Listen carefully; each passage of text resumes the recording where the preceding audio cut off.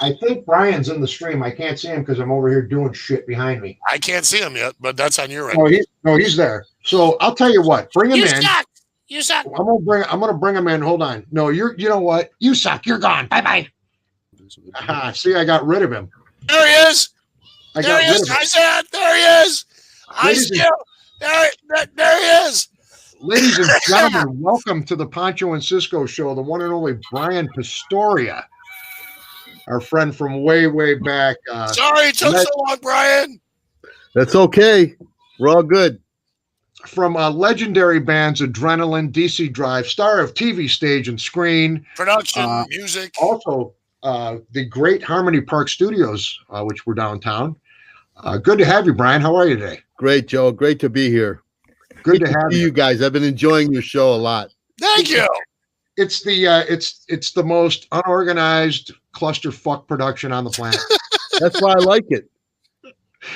It's cool. How you been coping during the Corona thing?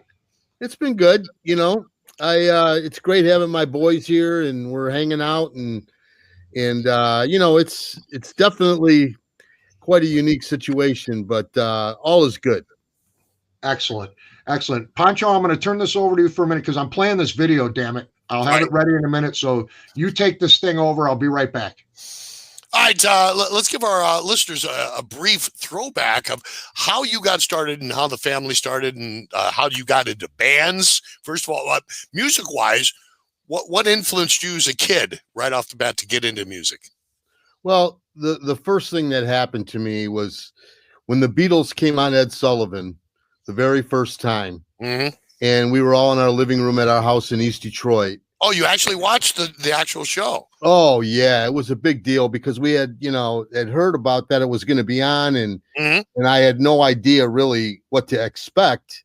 And we were sitting there as a family, and when they came on, I just couldn't believe what I was seeing, especially with Ringo. Oh, really? I mean, I love the whole thing, but I love the drums from the time ever since I can remember. And, you know, I didn't, my parents wouldn't let me play drums at first. They wanted me to play piano. So they made me take piano lessons. And I did that for 4 years.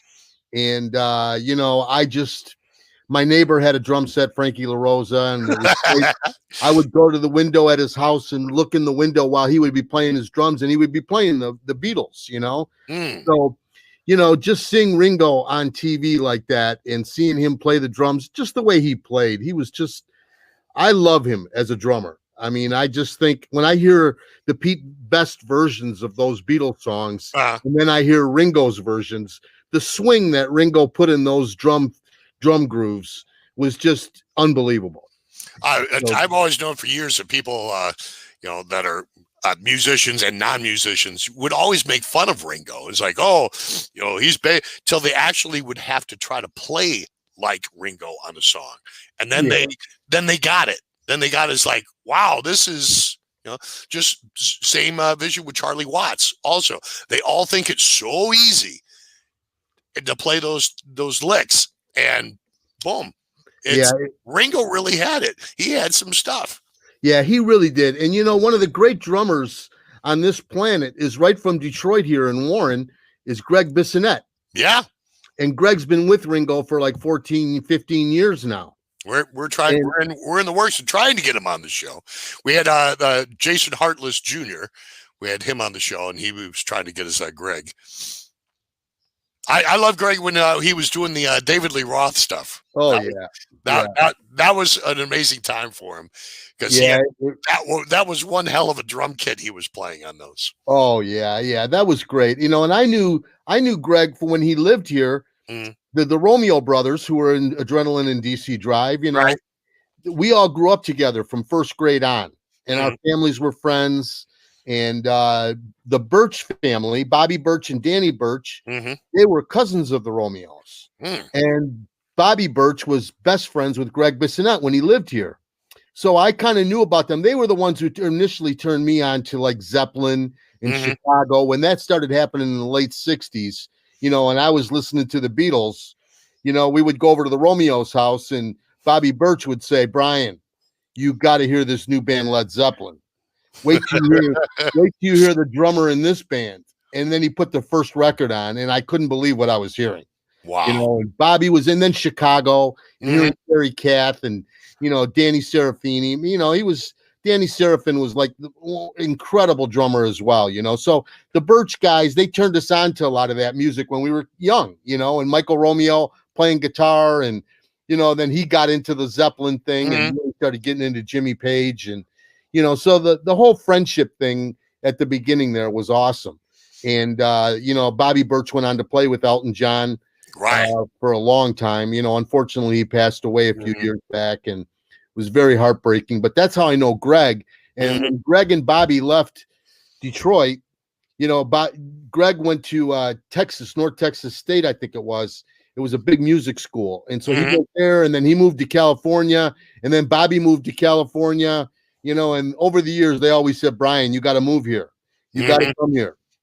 And I just couldn't get to that point because my family. It was there was something about a Detroit sound that you didn't want to leave. Yeah, and you know, I just felt like I'd be one of a million guys out there in LA as a drummer, you know, and trying to find. And I loved playing with the Romeos and Bruce Schaefer, my brother, you know, Mark Gilbert, Dave Larson. You know, it was just a remarkable thing that happened, and it wouldn't have happened without being here, you know. So, but you know, hey, it was a blessing for those guys, still is for, you know, what Greg is doing. And but the whole thing is, when I talk to Greg about Ringo, because, you know, I hear people say that about Ringo, you know, and Greg unequivocally says that Ringo is one of the best he's ever heard. And it's because of the swing. It's the way he plays. And he's a left-handed guy, but he plays right-handed. So his right and left hand thing is different than most guys. Right. He was telling a story most recently. They did a Sabian cymbal, kind of like a live broadcast most recently. Yeah, I saw that. And wasn't it amazing the story he told about playing with Ringo? They had the synchronized drums, and him just turning his head and looking over his shoulder and seeing his hero playing right along with him. That had to be magical. Man. I mean, that's. You know, it reminds me of when I got to play with Bernard Purdy. You know, we did a thing called the Sessions here with the book Sticks and Skins that I was blessed to be in with all the drummers. And when they did the big show here, they had Liberty DeVito and Johnny Bedanjic and myself, and they brought in Bernard Purdy, who's played on more hit records than any drummer in history. And when I first met him, it was unbelievable. And we talked and we got into it. And then at the show, when the lady says, all right, we're gonna do Sitting by the Dock of the Bay, and Bernard's gonna play drums on this. And Bernard looked at me and said, Brian, why don't you play with me? There's 2 drum kits. And I went, seriously? Are you serious? Play Sitting by the Dock of the Bay with you? And I did. I got into it, and I just couldn't take my eyes off of watching his hands and how he played that groove, you know. So, you know, it was really cool, man. I mean, that's the kind of stuff that has been great over the years, you know. And I'm sure when Greg played with Ringo, I can't even imagine. I mean, if there was another drummer out there that I'd like to sit in with, you know. And like I said, when I hear those Beatles songs with Pete Best, all you got to do is go to YouTube and check it out. And you can hear the difference, especially in 1963 when it was all about getting on the dance floor. If you wanted to have a hit record, you better get those girls on the dance floor. Well, that also brings to mind a saying a bar owner named Joe Scroy. You know Joe Scroy. Oh, yeah. Joe used to always say to us, yo, get that dance floor going. Throw the romantics on. Yeah. He used to always say that. Oh, yeah. Yeah, that's, you know, that was the key thing all the time, you know, was being able to dance to those songs, you know, and nobody could do it better than Ringo. I mean, he really was. He was brilliant, man. Thank God for him. So take us back. What was your first band you put together? Well, the first band I was in was my dad's wedding band.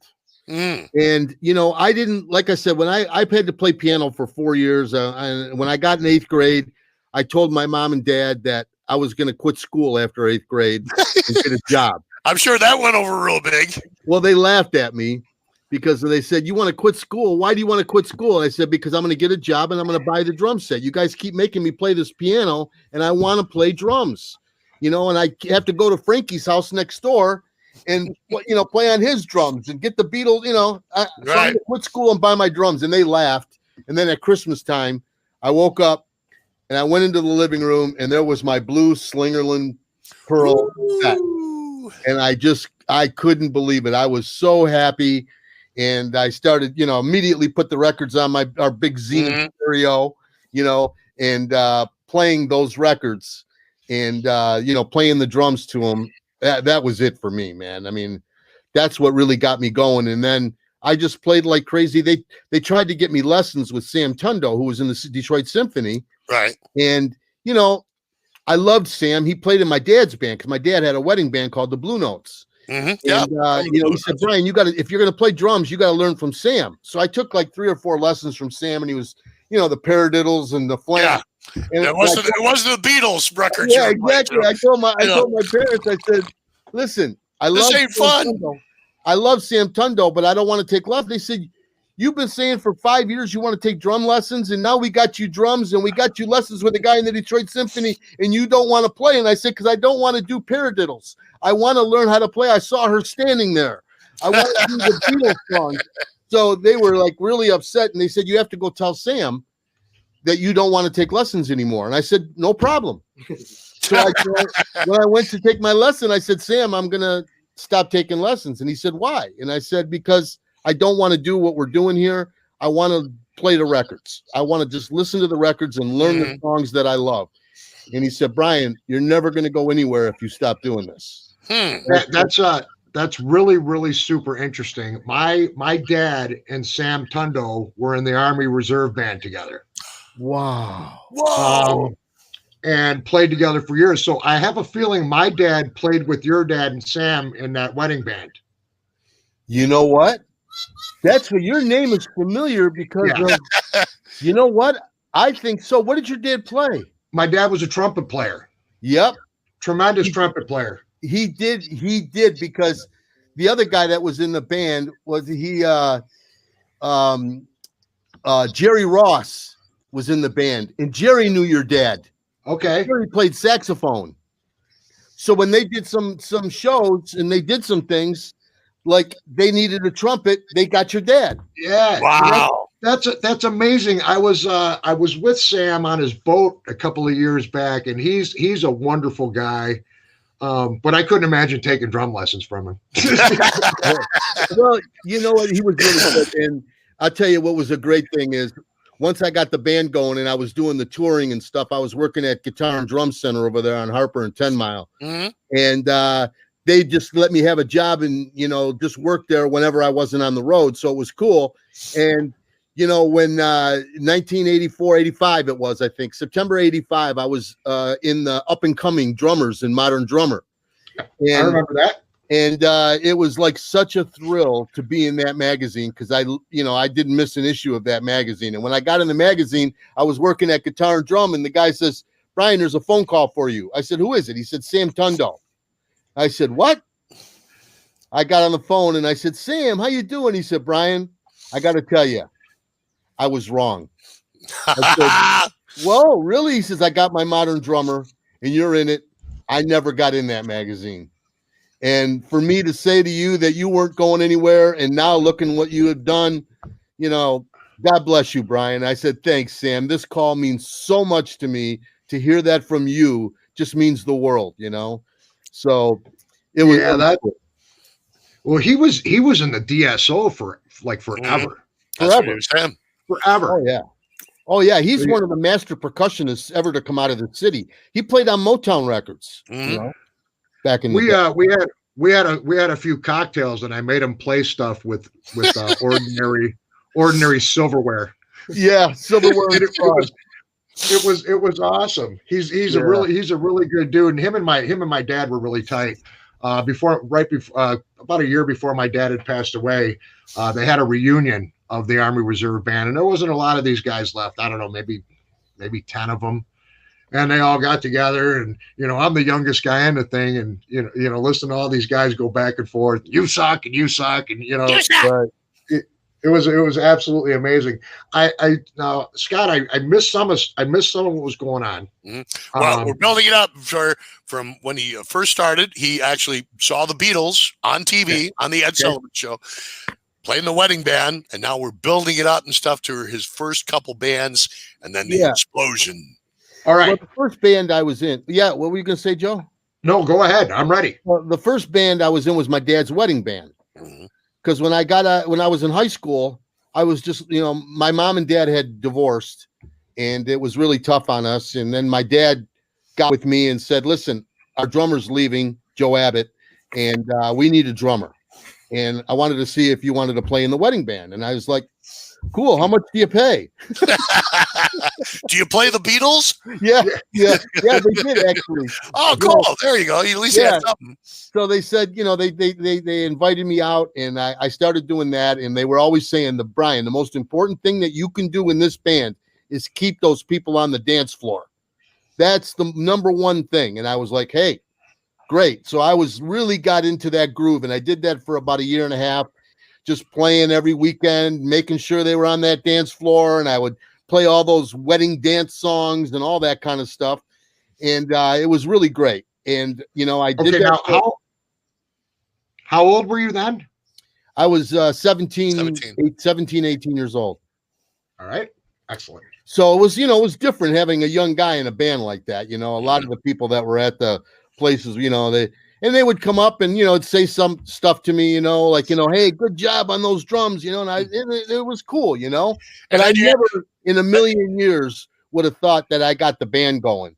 And then you had others coming up going, hey, can you play that Tommy Dorsey song again? Yeah, exactly. Hey, the A-Train, come on. Exactly. Well, it was great too, because, I went to high school with Mike Haggerty, was in Adrenaline, and he was a guitar player, and Flash in high school, he was like part of the rock crowd, and I was more of a jock when I was in high school, because I loved playing football and baseball, and football was my thing. I really, really loved football. And I never, like I said, never in a million years would I've ever thought I would have been in a band, because I didn't think I was that good. I just I can't do what Keith Moon does, and if you're a Ringo, you better have John, Paul, and George with you, if you're going to do this right, So for me, I just never gave it a thing, that I was going to be able to do that. And then one day I was driving in Grosse Pointe there on Mack and 8 Mile, and I had my drums in the back of my car, and they were, they could be seen through the windows. And it was great, because I ran into Flash, and he says, Brian, you're playing the drums here, huh? And I says, yeah. And he says, well, I'm just starting a new band, and I'm writing songs, and we're looking for a drummer.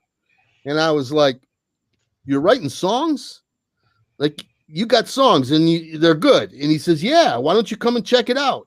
So I said, okay, man, when do you rehearse? He says, we're rehearsing in an hour. Why don't you just come over? You got your drums in the car. And I said, all right, I'll come by.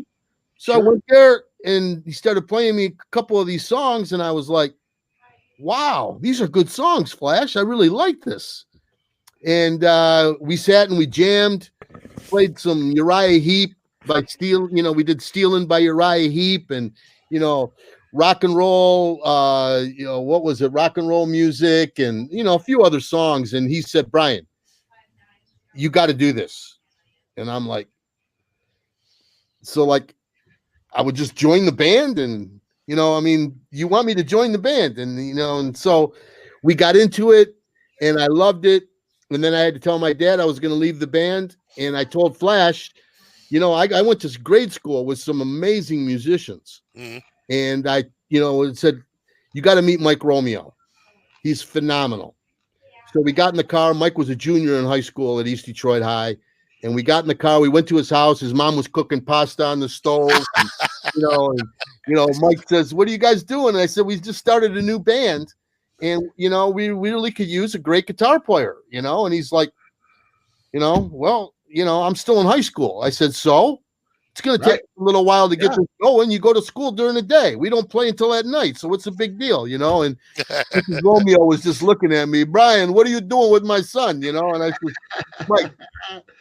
I said, Mike, play Whole Lot of Love. I want Flash to hear you play Whole Lot of Love. the solo that Jimmy Page does. Mm-hmm. He says, you want me to put the record on? I said, no, just play the solo.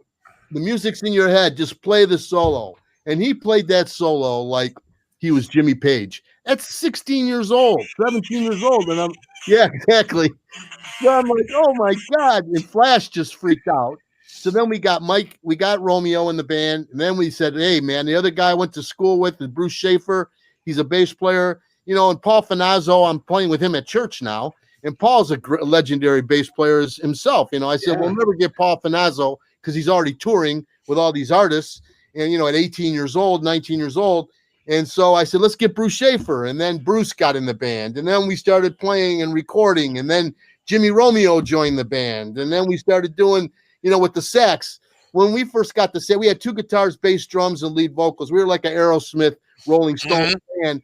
But I loved Springsteen and I loved Seeger. And I said, we're not going to be able to compete on the 2 guitar thing, just having the 2 guys. Let's invite Jimmy to a show. And Jimmy was a great baseball player. He was an all-star pitcher. He played at Tiger Stadium. The Tiger, he was going to get drafted and he was in college, but he loved music too. So we played a gig over at Grosse Pointe Shores Park over on 8 Mile and Lakeshore. We did a big show there and we brought Jimmy on stage. And when Jimmy came on stage with that sax and we started playing songs with saxophone, the crowd went crazy. For them to 2 guitars and then a guy on a sax blowing like he did, which he was like one of the great sax players in rock and roll. He really was, Certainly. There was not too many cats besides me, the big man, Clarence Clemens. He was pretty tall also, from what I remember. Yeah. Jimmy was a little bit taller than us for sure. And so it was, So, that's when the band really started happening. And then we went in the studio with Jerry Allaire and we were cutting songs. And we were in the studio and Jerry says, you know that song you guys do live, Gimme Good Lovin', like Crazy Elephant? I said, yeah. And he said, let's cut that. And I said, well, we just did all the originals. Why do we want to do a cover song? He says, because the people love that song. Every time you guys play it live, everybody goes crazy. And then David sings that line. He changes it from New York, the girls out in New York City to the girls out in Detroit City. And I was like, okay, cool. Let's cut it. We did it. We cut it. I think we played it one time. He goes, okay, that's it. That sounds great. We went in. He made a cassette of the 5-6 songs that we recorded. I gave it to Doug Podell. Or Jerry knew Doug. He was good friends with Doug. He says, he went to a party on that Friday night. He says, I want to play this tape for Doug. So Doug hears the tape and he hears Gimme Good Lovin'. He says, I'm playing this on the radio tomorrow. That's when he was at W4, correct? Yeah, W4. So Jerry calls me and he says, Brian, Podell loves Gimme Good Lovin'. God, we cut that song. I said, wow, that's great. The next day, I'm driving down the street and I got W4 on because that was the time when it was my favorite station. And all of a sudden, I heard those drums at the beginning. And I just went, oh my God. I pulled my car over and I says, this is our band. We're on the radio. And it just, from then on, everything just exploded for us. It was never the same. That one song alone just got everybody coming to our shows and all the bars that we played at. Then it was, the bar owners were freaking out, Joe Scroy. People like that when we would play the bars, being on the radio helps draw people. There's nothing better especially during that period. The only way you could get anywhere was to get on the radio. Right. No other way to get your songs heard was to be on the radio. And back in the day, with Doug and all the the local DJs, you guys had so much freedom back then. If you liked music, you could play music, and it was all about discovery. Back in the day, radio was about discovery. We listened to the radio so the DJs would turn us on to music.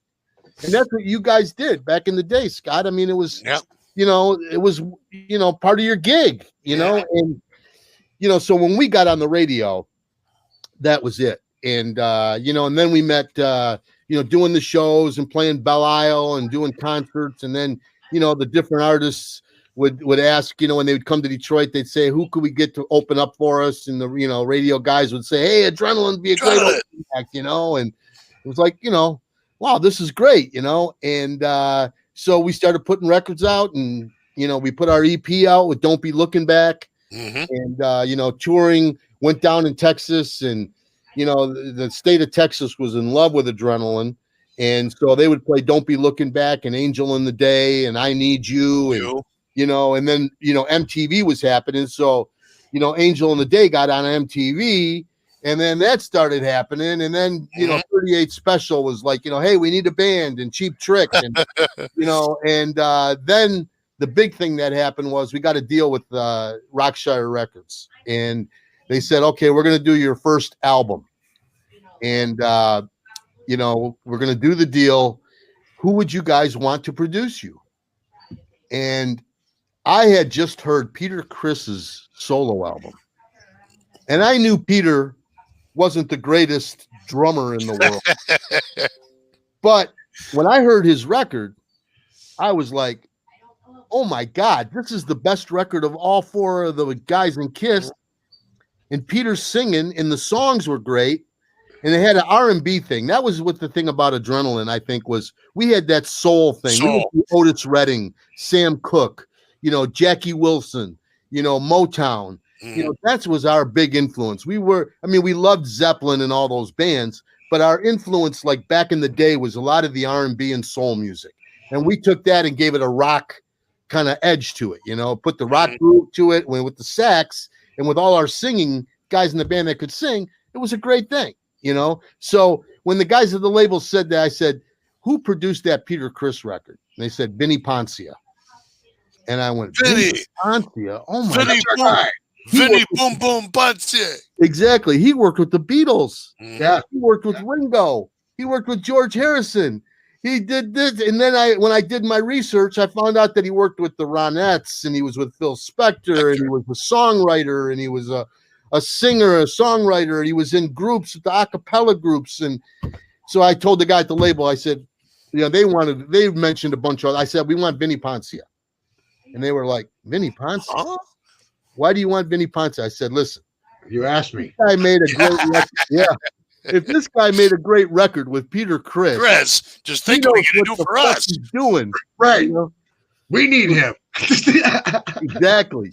So they said, okay, well, let's get a hold of him. They got a hold of his manager, Rick Aliberti, and Vinny was so cool. He heard our demo and he said, I'm going to go to Detroit. He took the train to Detroit because he hated to fly. So he took the train. I went and picked him up at the train station, and as soon as I met him, I just felt like, wow, this is magical. He didn't have the that big producer guy attitude. He was just dressed real down to earth, and he loved it. He came to our studio on 8 Mile there between Gratiot and Shaner. We had a studio with Jimmy Risk is our manager, and he had a t-shirt store in the front, and then he had a big place in the back. And we said, this is great back here. We could just do our rehearsals back here. So Vinny came, we started getting into it, and then we recorded our first album over at the Boogie Hotel in Long Island. And it was just a great thing, man. Vinny was really the difference, I think, between our band and a lot of the other local bands, because there was a lot of great local bands at the time. Yeah. And the Look and BSA and Toby Red and Strut and all the bands back in the day, they were really good. But when you're in a band, the most important thing is to make a great record. Right. You gotta have great songs and great production. Otherwise, radio will have nothing to do with it. Mm-hmm. Well, you can have the greatest song in the world, and if it sounds like shit, yeah, who cares? Exactly. Who cares? Exactly. You'll never remember it. But you get a song with great production, and then you're like, ah. And that was back. That was back in the day, also, when you could go to like New York on a Tuesday, and there'd be 800 people inside. Yeah. Back when drinking and driving was a challenge, before it was against the law. Yeah. Exactly. Quarter beer night was one of the greatest. Was one of the greatest inventions ever. Exactly. It was the greatest event. So that brings us to I had another one that I wanted to play, but unfortunately the whole thing's off the crazy train. So But check this out, folks. I got some adrenaline footage from Harpo's in Detroit. Ooh, and this is right before Road of the Gypsy was released. Right before, very shortly before. We're gonna play it for you now. See, I told you, Poncho. I told you I'd catch up and have shit ready. Yeah. So this isn't what I really wanted to play, but this is still very cool. Check it out, folks. Adrenaline, Road of the Gypsy. And we're gonna play you a little special treat on one of the songs that we believe will be a very strong tune on this album. It's a song called Road of the Gypsy.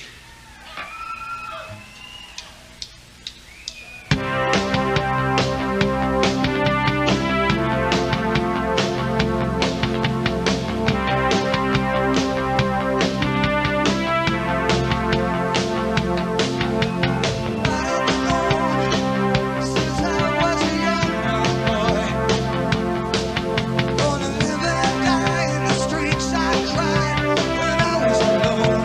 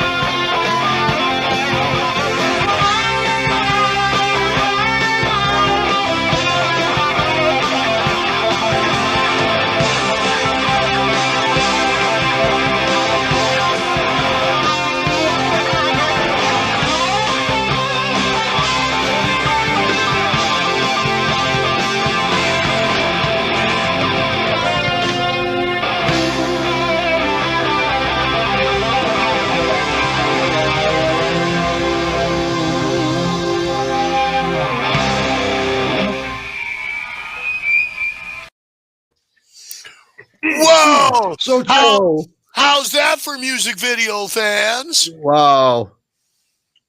Check this out, folks. Okay. As it says right here, Road of the Gypsy was featured in the 1986 film Iron Eagle.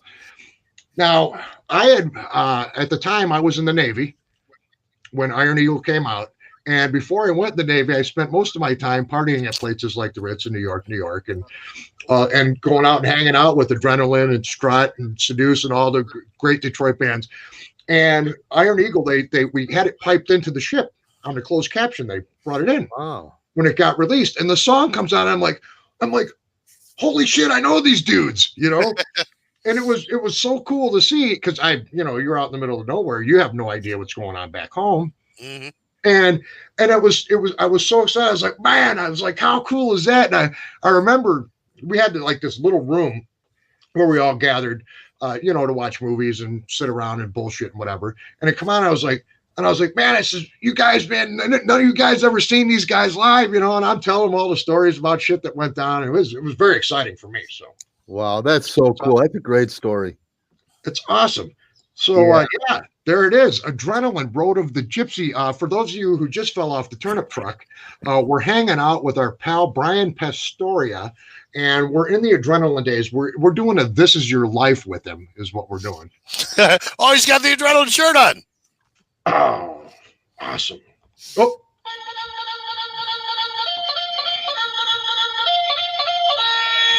Union timeout. It's a union timeout. All right. Cheers to you, Brian. Cheers. Thank you. Cheers. So I was just looking for my album during that song. It was like, you got my album here. I have a cassette down in the archive somewhere. I got all kinds of crazy cassettes down in the archives. In fact, every time we talk to somebody from the legendary Detroit scene, I have the most incredible archive of Detroit music that's been digitized. That I digitized Bittersweet Alley, Adrenaline, DC Drive, all of it. I mean, this folder's huge. Mm-hmm. And I happened to be going through it the other day after we had talked about having Brian on the show, and going back and listening to some of this stuff. Again, production value is everything. You nailed it. You got to have, because there were some great songs, but the production sucked. Yeah, it sucked. It's huge. That's why I ended up getting into the production side of things.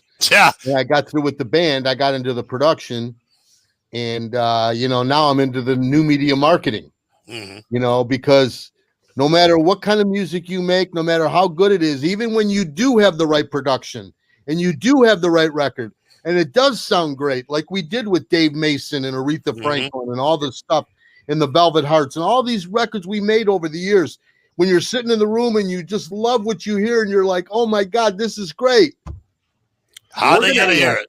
Now we're going to get up to that point we just got out of we're in the Adrenaline years right now.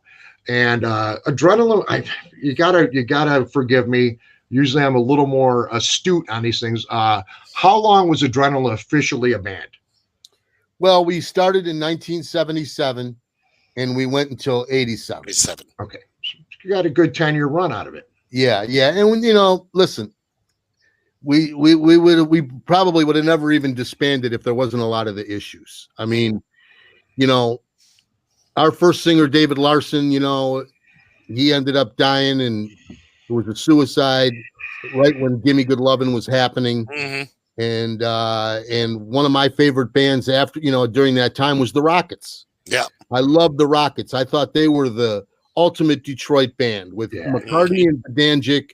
And then when they got, I used to go see him at the red carpet before Dave Gilbert joined the band. And I loved him when B was singing. He was playing the drums and singing. Oh my God, this guy's incredible. Yeah. And I didn't know B. I just knew that he was with Mitch Ryder and all that. But, and he played on Free Ride and a couple other songs on the Edgar Winter album. They Only Come Out at Night. He played Free Ride and a couple of the other songs on that record. And when I saw them, it was when Dave Gilbert first joined the band. It freaked me out.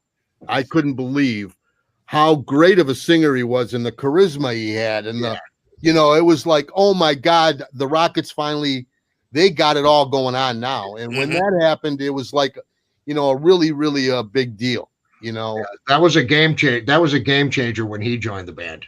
Oh, sure. Big For time. Sure. So I remember his stage presence was so overwhelming. Oh, yeah. I mean, you'd be listening to the band, but you're just watching this guy, do his thing. Oh, he was so remarkable.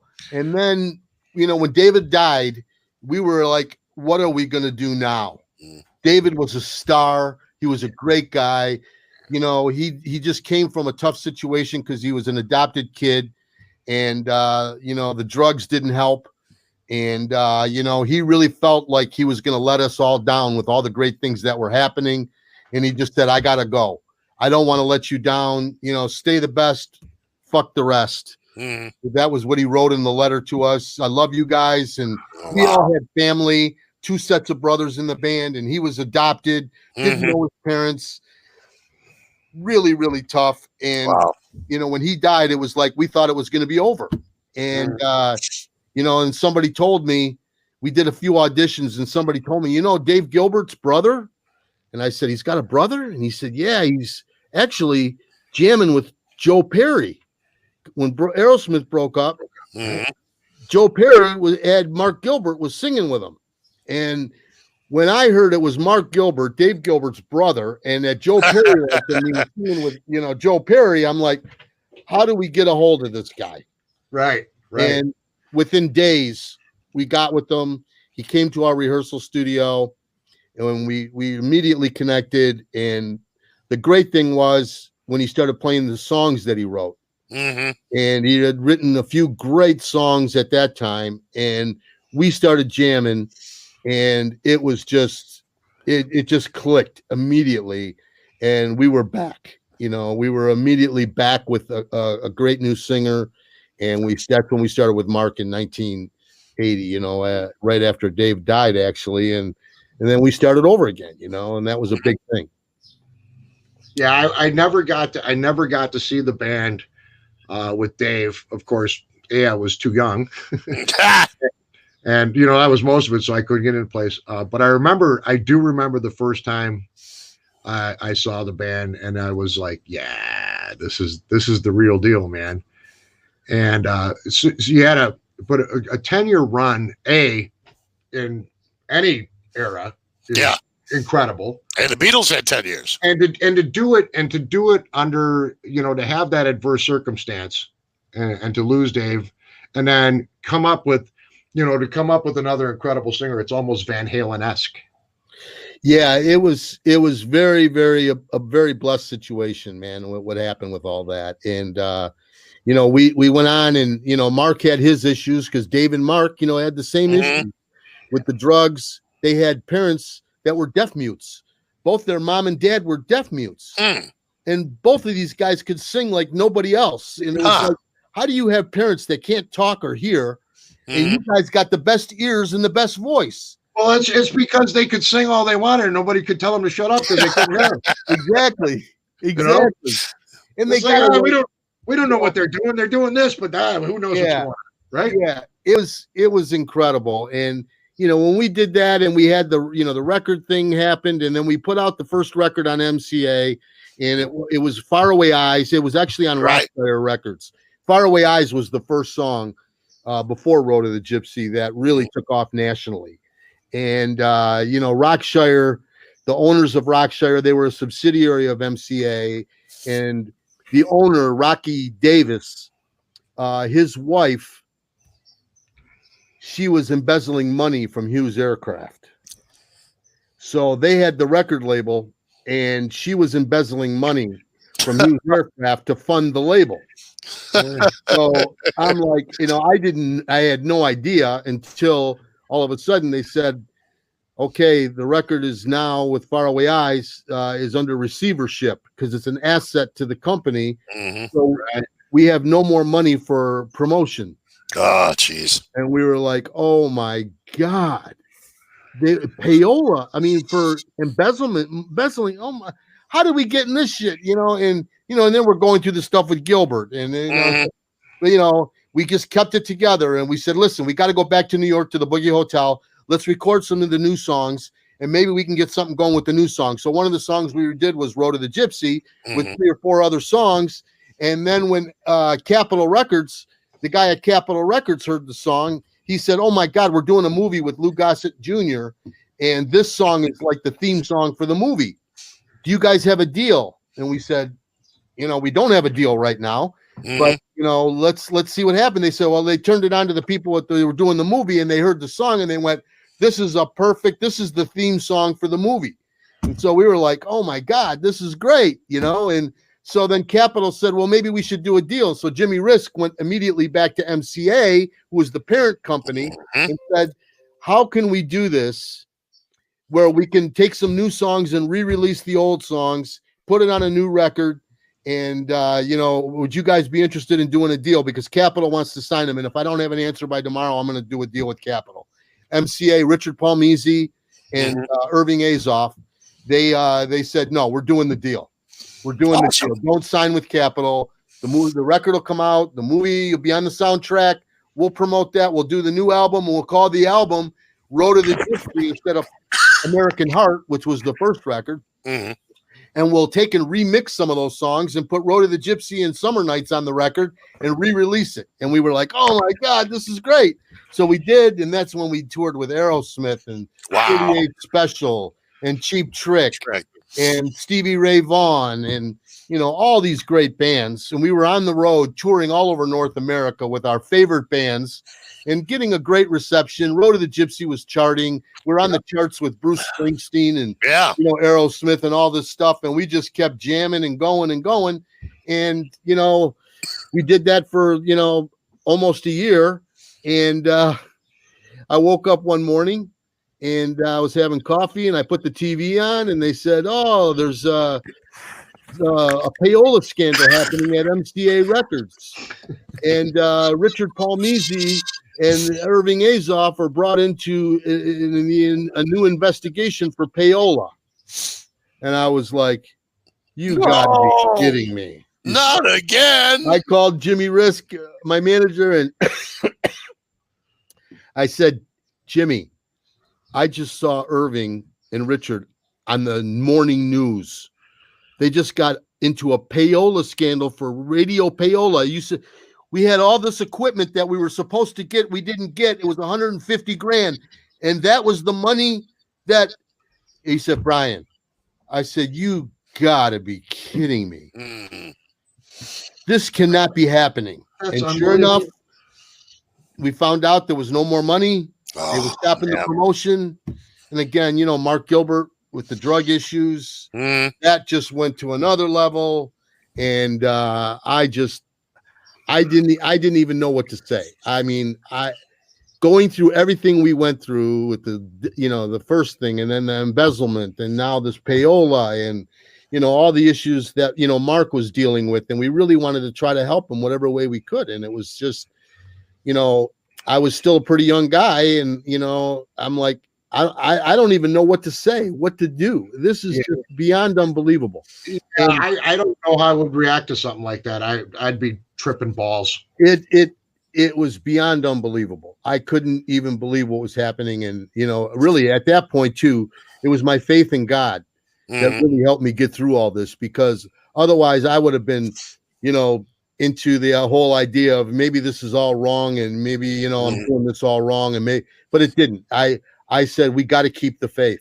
And that's when we were around that time is when we did Guitar Army.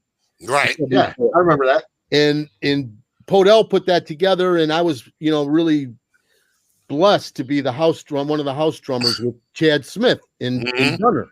He had Chad, Gunner, and myself as the core drummers, and we played with all the legends of Detroit, Michigan rock.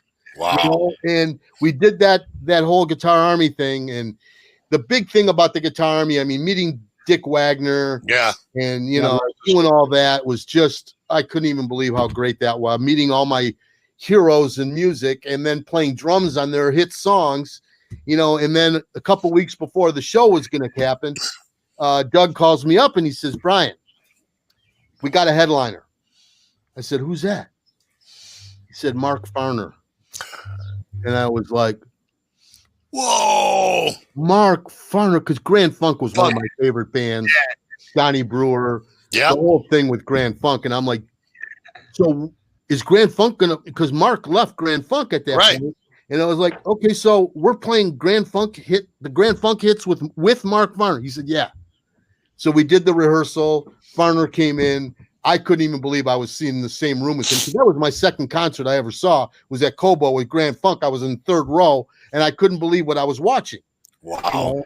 And then when Caught in the Act came out, and, you know, all the great stuff, and I just loved Mark Farner so much. I mean, as a guitar player, as a songwriter, as a singer, you know, there was very few cats.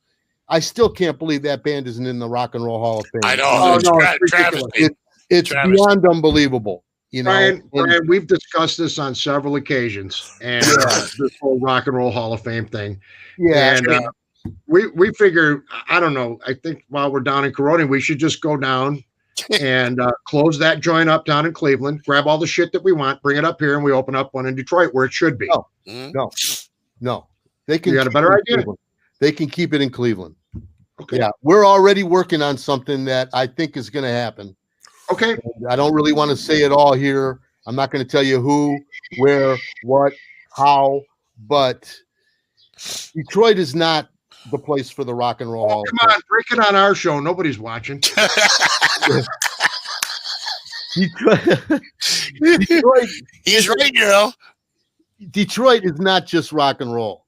Oh, no, by no means. We are going to do in Detroit the Music Museum and Hall of Fame, because we represent all genres of music, from jazz to the blues, to the rock, to the R&B, to the soul, to the gospel, to the techno, to the garage rock, every genre. So Music Museum and Hall of Fame in Detroit is what is happening.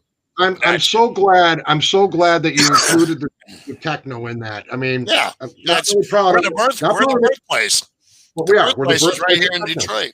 The godfathers of techno. I mean, they were my good friends, Eric and them, you know, and Carl Craig. I mean, they started that. So it's like, to me, keep the Rock and Roll Hall of Fame. If you're not going to have Bad Company and Jay Giles and Grand Funk in the Hall of Fame, keep it in Cleveland. Okay. You guys don't know what you're doing.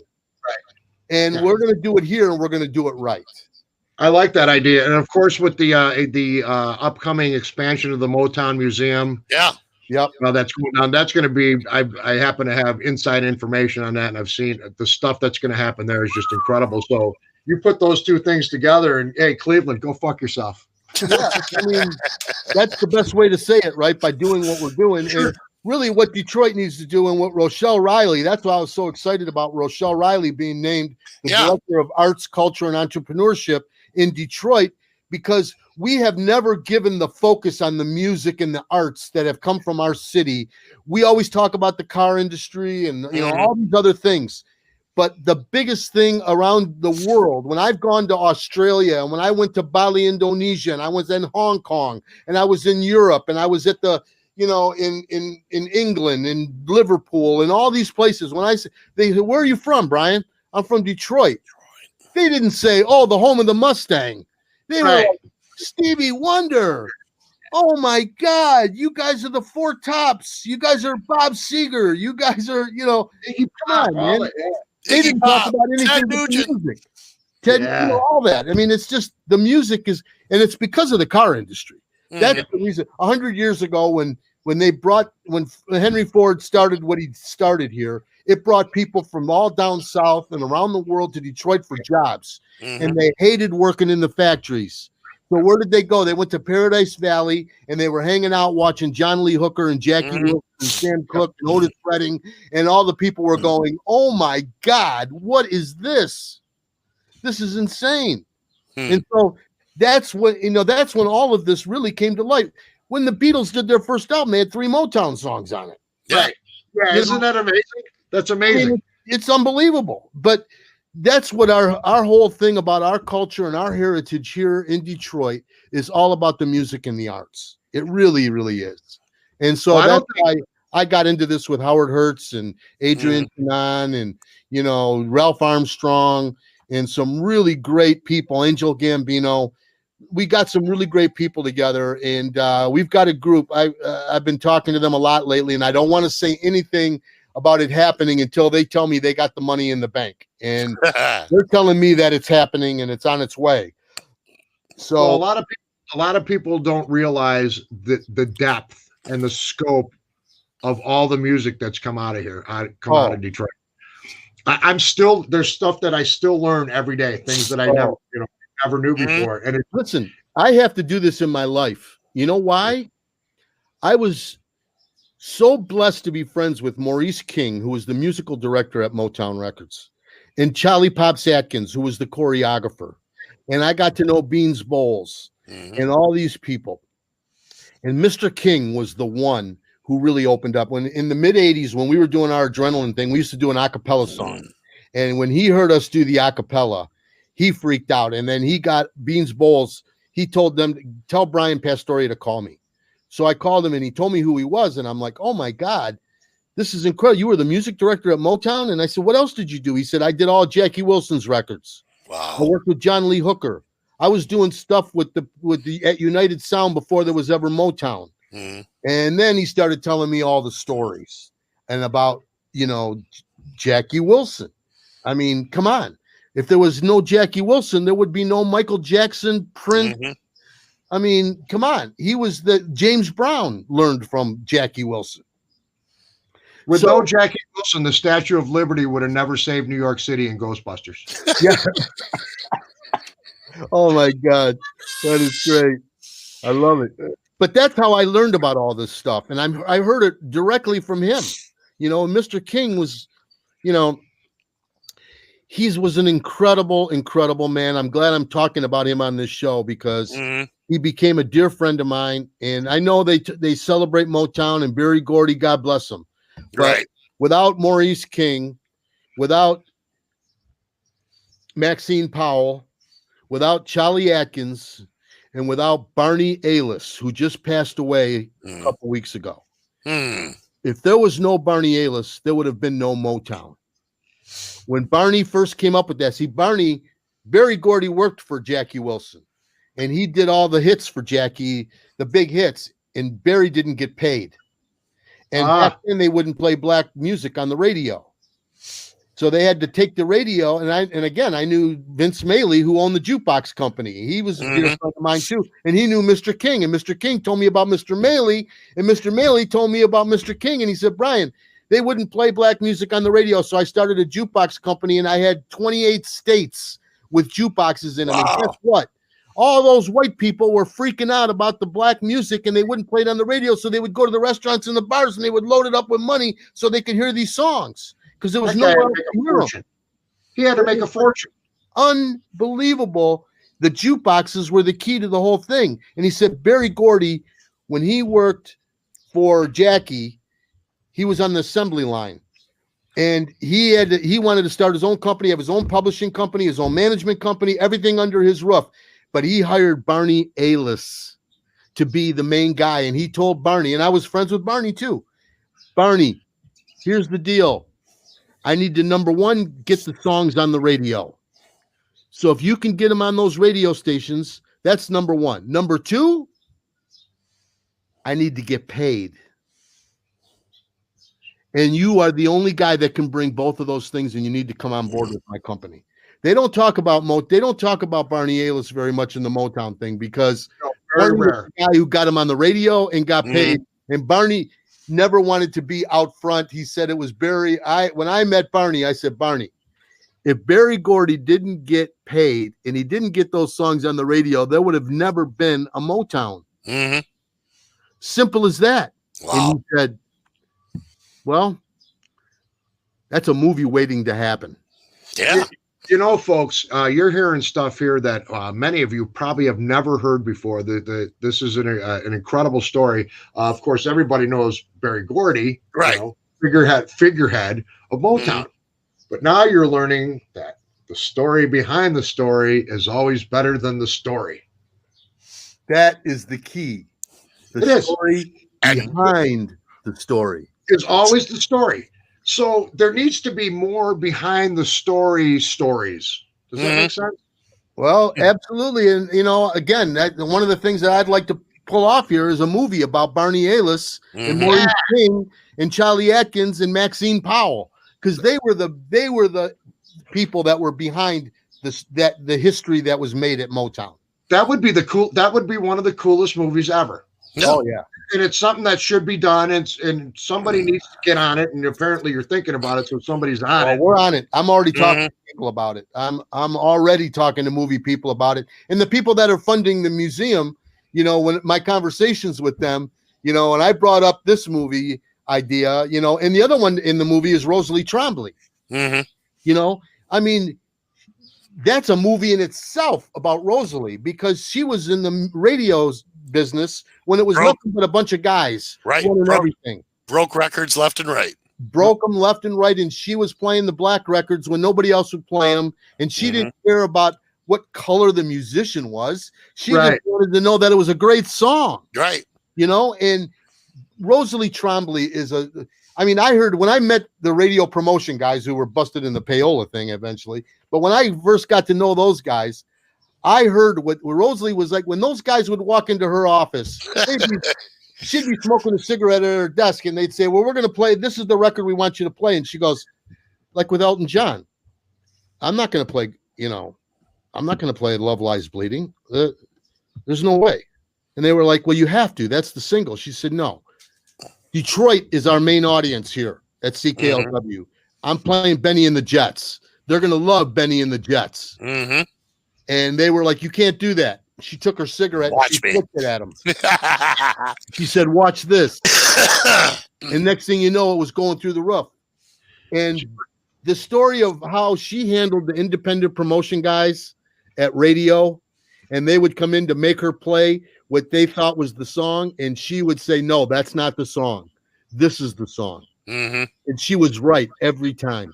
Wow. And she was a woman in this man's world. And all these guys at the independent promotion guys they were tough guys. Okay?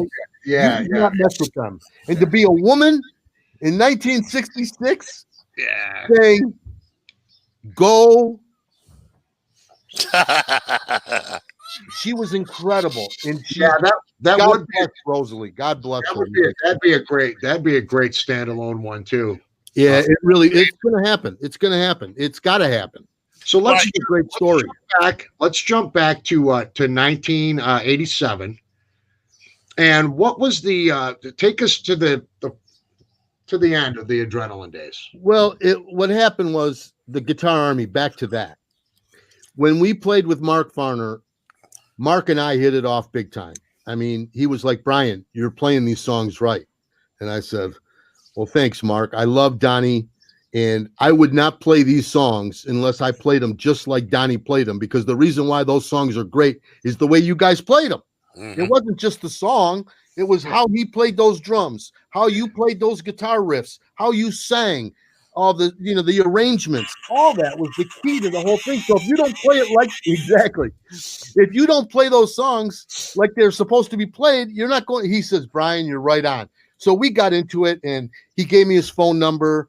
And I started calling him at his house, and we really hit it off. And then, about a couple months after this thing happened with the payola thing, and Mark was unfortunately not on the right path. And Mark and I were talking, and he said, Brian, this band I got, they're not hitting it, and I'm doing these shows, and without doing those songs the way they're supposed to be done, the shows aren't coming off the way they should. And I said, well, we're having some issues too. And our singer, Mark is going through a lot, and we need a break. And with everything we've gone through over the last, 9-10 years, we need a break, and we don't want to break up because we're too strong together. But we it's too much to just try to have this, switch gears and try something new. Be better. And he said, Brian, why don't you guys come to a rehearsal? And I was like, you mean like a rehearsal with you to play your songs? And he said, yeah. Can you come Saturday? So I called the guys and I said, let's go get with Mark and play these songs and see what happens. Let's not make it. Let's just see what happens. We went into rehearsal. We played 3 songs. Mark said, I got a show next week. You guys want to do it? And I looked at the guys and I was like, I'm in. What are we waiting for? Let's figure out what we're going to do as we get into this with Mark. And if we can just do some touring and make some money and play Grand Funk songs, that's not a bad way to go. So that's what we did. We started touring with Mark. A couple weeks later, we called off a few of the gigs we had. We got with Mark, went on the road, and we toured with him for over a year and a half. Wow. All over North America. Awesome. And that had to be a lot of fun, eh? Yeah, just, playing Grand Funk music and seeing fans and you're playing closer to home, and I'm looking out in the crowd and I'm going, cigarette lighters. Yay. Are you kidding me? This is unbelievable. I can't believe it. And the thing was, Mark Farner is one of the most incredible human beings I've ever been around in my life. Mark Farner, at the time too, we were into a whole spiritual thing and writing songs. I mean, everything's going to be all right. We had with Adrenaline, if you listen to those words, and I wrote the lyrics to that song, and I wrote that as a prayer to God. Everything is going to be all right. But I never told anybody. Your eyes are like stars in the night shining over the deep blue sea. We may be light years away, but you're always looking over me. I mean, that was not about some girl looking across the water. It was like a spiritual thing.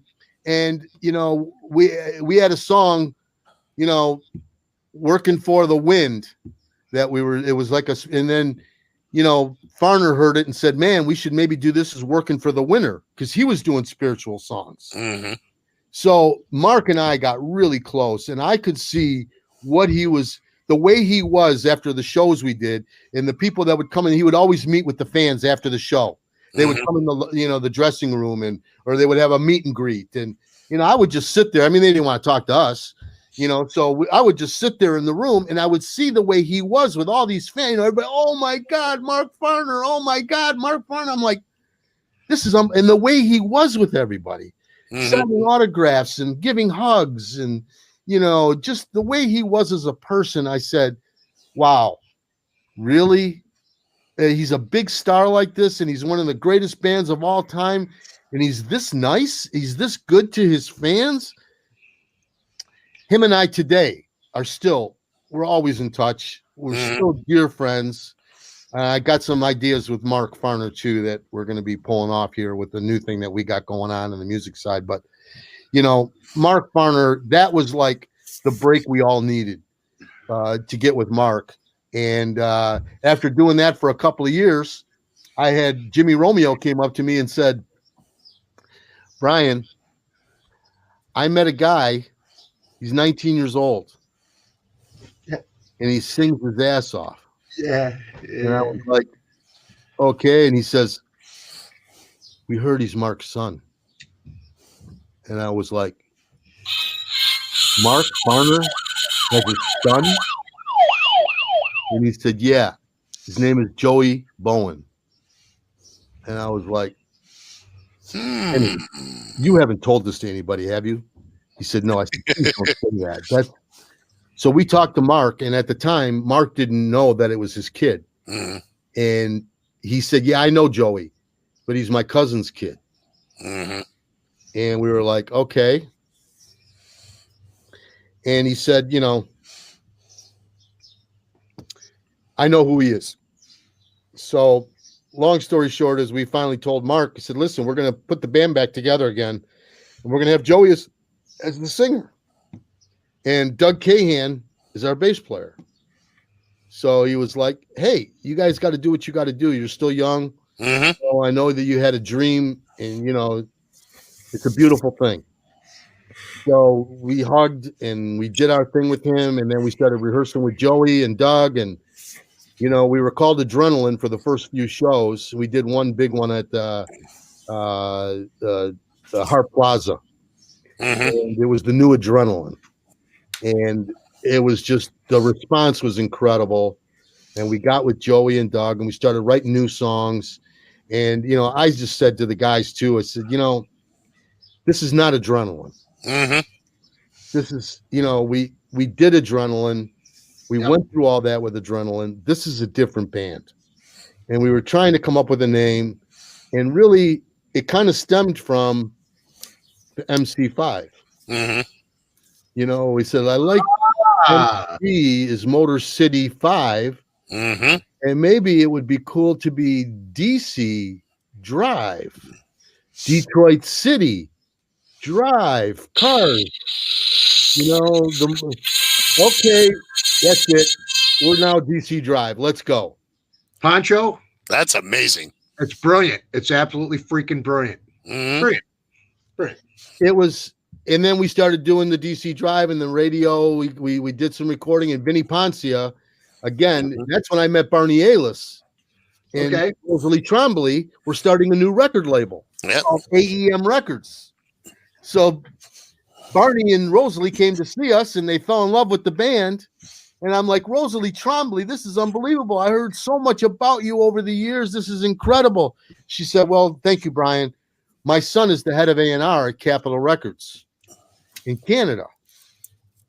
And we want to talk to you about doing a deal with us on the American side with AEM Records. And we'll talk with Tim. And I was like, oh, my God. So we put together our demos, and we signed a deal with Barney Ailes and Rosalie for the new label. And then Tim fell in love with the band and brought us up to Toronto. We met the record label there, and they said, let's get some new songs together here, and let's do a DC Drive record. Let's, get this all in order. And so we had cut some demos, and by now, Jimmy Romeo and my brother Mark had become really great at engineering and producing. And when we got our deals with MCA and we did all that stuff, it was like we'd get $200,000 to make a record. Mm-hmm. So that would cover all the costs, travel, our producer, everything. So twice we did big label deals. Mm-hmm. And when they said that Capitol wanted to sign us, we said, here's the difference. We got to have our own studio. So instead of taking the $200,000 and going to New York and going to the Boogie Hotel and going to LA and paying for all the expenses, why don't we just buy our own studio equipment and have our own studio? And we called Vinny Poncia. He said, Vinny, we got the band back together. We're doing DC Drive. We got a budget, and you're going to be our producer, no question. But we don't want to spend $250,000 on recording anymore. What are you going to do? We're going to buy the equipment with the budget, but you got to be in support of that. If you're not, we can't do it. You have to say, listen, he said, Brian, Jimmy's great. Mark is great. Let's do this. But don't do it under the name of DC Drive Studio. Have a different name so they think they're booking the time with a studio in Detroit. I said, well, PR Music is what we do as our publishing or whatever. Pastoria Romeo Music, PR Music. Let's record the new album at PR Music in Detroit. So we told the record label, we're recording our music at PR Music in Detroit. Send them money to PR Music. So the budget went to the PR Music, and we started the record, and we recorded the record at our place in Detroit over there on Brush and Macomb Street in an old building. We recorded You Need Love. We did all the songs. And then we got Ben Gross to mix it. And the video. In the video, again, the Motown thing. The video thing with Pops. That was the whole thing. Like, we went to the record label and we said, okay, here's the song You Need Love. Okay, we got to do a video for you for MTV. I said, okay. And they said, well, You Need Love. So you're going to have the girls in the video and do that. I said, no, we're not doing. They said, well, you got to do the, with the lyric and the song, is that's got to be the video. And I said, no, our singer's a dancer. Maurice King, Mr. King, is a dear friend of mine. He introduced me to Charlie Atkins. We've been working with Charlie. He's been using our studio for the OJs and the Spinners and doing all this great stuff in the studio with them. And I've become friends with him. And Joey Bowen is a great dancer. So at the time, it was in the 90s, and it was all the garage rock shit that was happening. Nirvana and the whole thing in Seattle was happening. The grunge music, and and it's like, listen, we're nothing close to what those guys are. No, we are about rock and soul. So we can't do a video and try to compete with Nirvana and Stone Temple Pilots. It ain't going to happen because we're not fans. Let's do a band and feature our singer, Joey, dancing. Well, how are you going to do that? I said, well, the greatest choreography on the planet Earth, choreographer is Charlie Pops Atkins. He did all the Motown stuff. He did Michael Jackson. He did Jackie Wilson. He was with, everybody. Back in the day, he was with the greatest Sammy Davis Jr. So they said, well, who's Charlie Atkins? I said, exactly. Who's Charlie Atkins? The greatest choreographer on the planet Earth, and nobody knows who he is. So let's put him in our video. Let's get a video where he sees Joey dancing his moves with a rock band on stage, and he's freaking out, and he gets into it and sees and they said, okay, let's just check it out. So I called Charlie and Mr. King, and I said, we want to do this. We want to feature you, Charlie. Let's do this. And he said, Brian, I would be honored to do that. Wow. So I was like, oh my God, let's do this. Here's what we got for you fine folks here today. Here's what we got for you. For those of you who just joined us on the Poncho and Cisco Live in the Afternoon show, we're hanging out with legendary drummer, artist, producer. Also, he makes a mean sauce. Brian Pastoria with us on the big program today. Here it is, folks. My son's laughing. Anton. I had to chop this down because I get a limit. I can do 5. It has to be less than 5 minutes. So I had to chop the video up a little bit, but I got everything that's important. Ladies and gentlemen, here it is. DC Drive. You Need Love.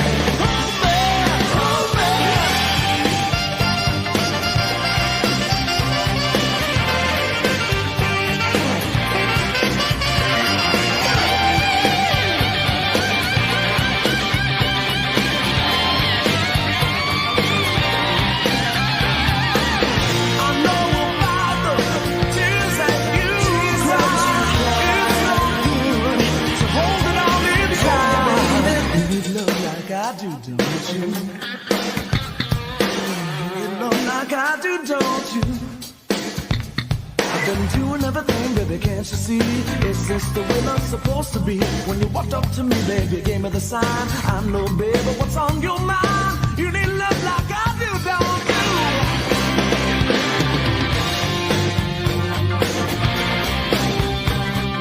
You need love like I do, don't you?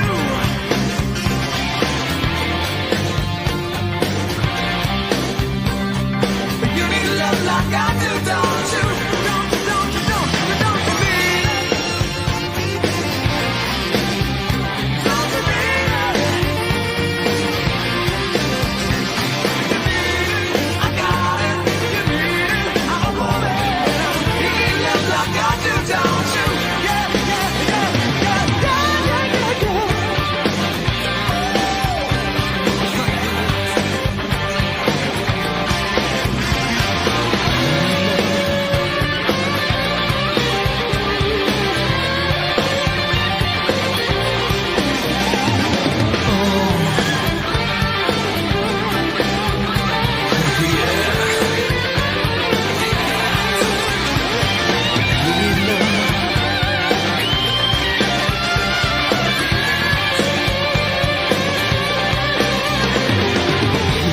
Like I do, don't you?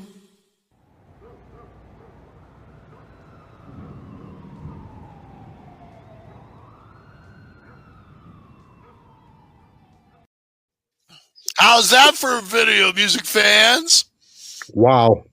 That fucking song rocks. Still, it stands the test of time.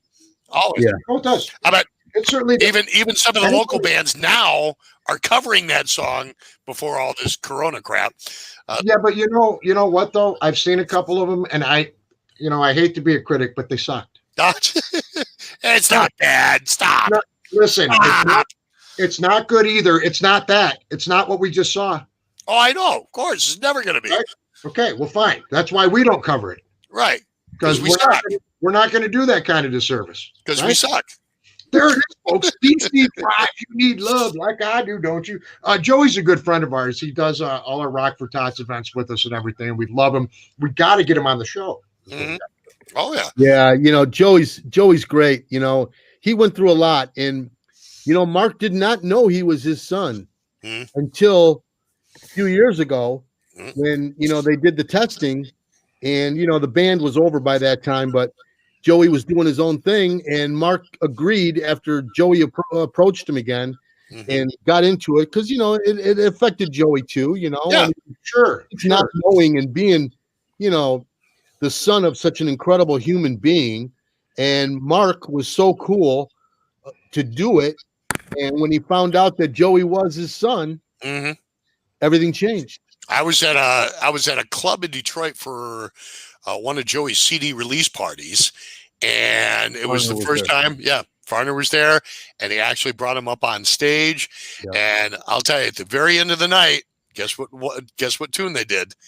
Oh, Some Kind of Wonderful. And I know somebody had to have videotaped that, but it was just incredible. If it's out there, I'll find it. I'll find it. That's what I do. The thing about Some Kind of Wonderful, I have to bring this up. Yeah. I didn't realize till I met Mark where that song came from. It was a band from Ann Arbor called the Soul Brothers 6. And Grand Funk redid the song and turned it into a monster hit. And, when I told Mark, I said, Mark, did you write that song? He said, no, Brian. It was a band called Soul Brothers 6 from Ann Arbor, and we redid it. And actually, Cisco loves the radio station. We listen to 580 Memories. Yeah. It's kind of like the Keener 13. They actually play that version. They do. Some Kind of Wonderful. Oh, wow. Yeah, AM 580 radio, folks. The first thing I do every day that I get up, first thing I do, hit my JBL Bluetooth, AM 580 radio on, get into the day. They play the most amazing shit you've ever heard. Amazing. But yeah, they do. They play the original version of that. Yeah. A lot of original versions of songs. Yeah. Yeah. That's great stuff. I mean, I get a lot of musical education from that radio station. I mean, they do cover songs of Gordon Lightfoot with Gordon Lightfoot covering his own songs. Wow. There you go. Here's something. This I'm going to get a little off track here, if you don't mind. You got time to hang out with us a little bit, right? Yeah. Okay, cool. So I think it was yesterday or the day before. That was yesterday. And they played Neil Diamond playing the song that he wrote, I'm a Believer. Mm-hmm. Okay. Yep. Now, I don't know if you folks have ever heard the original song I'm a Believer. Most of the people. It was done by Smash Mouth. And people don't know that Neil Diamond actually wrote the song. Everybody's familiar with the Monkees version. So when you hear the Neil Diamond version of they're like, why is Neil? People will say, why is Neil Diamond covering the Monkees? Right. That's crazy. Exactly. So we're gonna move forward a little bit. You guys opened up Harmony Park Studio and the U Detroit Cafe. How did that all come together? Well, once we had the studio thing going, and then when DC Drive, Joey decided he wanted to get into a different kind of music and wanted to go his own way, and You Need Love was taking off like crazy. And, by that point, I had enough of what was going on with the band thing. Mm-hmm. And I was 35 years old, and, I had met my now wife, Sue, and all my friends had gotten married, started families, and I was going to my friend's house, hanging out with them and their kids. And, I loved it. And, I always wanted a family, but I just never had the right girl to start a family. Sure. And I was with the band thing, it was always difficult dealing with most women. They didn't like the whole rock and roll thing. No more bringing groupies home. Yeah, all that kind of stuff. And when I met Sue, it had nothing to do with any of that at all. She just loved the music and loved what we were doing. And, we were just great friends. And, and when the band thing ended, her and I had gotten engaged. And, I'm like, I can't get married and go through this and put somebody else through all this that we've gone through. I mean, for me going through it with my brothers and my friends, it's one thing, but Mark and I, we had the studio with Jimmy and Mark, and, we said, I knew some of the advertising people in the business that were doing commercial work. And, I said, Mark, why don't we just take a break from this band thing, Mark and Jimmy, and let's do a studio. And I know none of the musician friends that we have any money, so we're not going to be able to make money in a recording studio going to our friends who have bands. Right. We're all broke. You're financing the whole thing yourself. It's never going to happen. So the only way we're going to be able to do this is if we do commercials. So working and knowing a lot of the advertising creative people that I'd gotten to be friends with, I just started getting with them and saying, hey, if you guys need music, you don't have to have just a jingle. You can have a 30-second, 60-second song, and we can write the songs, and we can get, great people to be involved in. Sure. So we started doing that for Gary Topoleski and Jim Gentry and, a number of other creative directors around town that were, serious people. And we just started doing that. And that became, a real business for us, was doing the commercials. And then when my friends like Stuart Frankie, or when, people that we were friends with, they would say, hey, Brian, I need the studio. Great. Why don't you come in at 10 o'clock at night and use it till the morning if you need to. And at the end of the night, just pay the engineer. Let's do that. And they were like, oh, man, this is great. It couldn't be any better than that. So we did that at our old studio on McColeman Brush near Greektown there. And then I saw the building in Harmony Park. And there was nothing happening in Harmony Park at the time. But it was a nice building. And, we thought, wow, this could be very cool. And my dear friend, Nick Capone, who I grew up with and knew the Romeos, and Bruce Schaefer, went to St. Veronica's with us. He was running my stepfather's golf course, was called Wolverine Golf Club, over on 26 Mile and Romeo Plank. So when my stepfather got into that business, he wanted the best guy to run that place. And So he, when I told him about Nick started working for him, and Nick and I, like I said, we've been close since he was my first friend in first grade. So Nick started doing that, and then my father passed away, shortly after the whole the other studio thing was going, and I ran into Nino Cotrero, and he owned a couple restaurants, and he said, I want to buy this building in Harmony Park, but I need somebody to run the restaurant. And I said, well, I make a great sauce. I make a great sauce. Right? I said, Nick Capone would be your best partner, man. I mean, nobody could run the kitchen and run the business better than him. And you're great at greeting and doing your thing in the business and all that. But so Nick got in over there. Then I saw the building over next to it. Then we said, you know what? Maybe it'd be great if we got that building and move our studio over there and put it on the third floor. And we'll rent the first floor out to a restaurant, which we did with a couple of restaurant operators. We had the Hunter House there when we first opened too. And my sister Andrea, actually, she was the first one to come in, and she had a coffee shop there. So we did that for a while and had our studio on the third floor and offices on the second floor. And we started working with all these great artists. And Mark Farner, we did his solo album, at the studio. And, then, got to meet Dave Mason. And we did 26 Letters and 12 Notes with Dave Mason. We met Aretha Franklin, was a dear friend, and we got to work with Aretha. And my brother ended up winning a couple of Grammys working with Aretha. And we were very close with her. She really loved working with us, and we loved her, had the utmost respect for her as not only a singer, but as a musician and an artist, really. She was just incredible. Most people don't realize what a great music person she was, and working with musicians and, all that stuff. I mean, the whole thing of when she did Respect, I remember hearing the story from Jerry Wexler, because Jerry loved our band Adrenaline, and he was at Warner Brothers, and he was Atlantic Records, and he wanted to, potentially do a deal with us. And, he told me the story about Respect, and he said, we were doing these things with Aretha. I said, why didn't Aretha sign with Motown? I mean, she's from Detroit. They had Diana Ross, all these great artists. How did she end up with you at Atlantic and going to Memphis? Like, what was the deal? And he said, Brian, Barry wouldn't let her get involved in the music. He just wanted her to sing. Oh, wow. And Reverend Franklin knew Barry.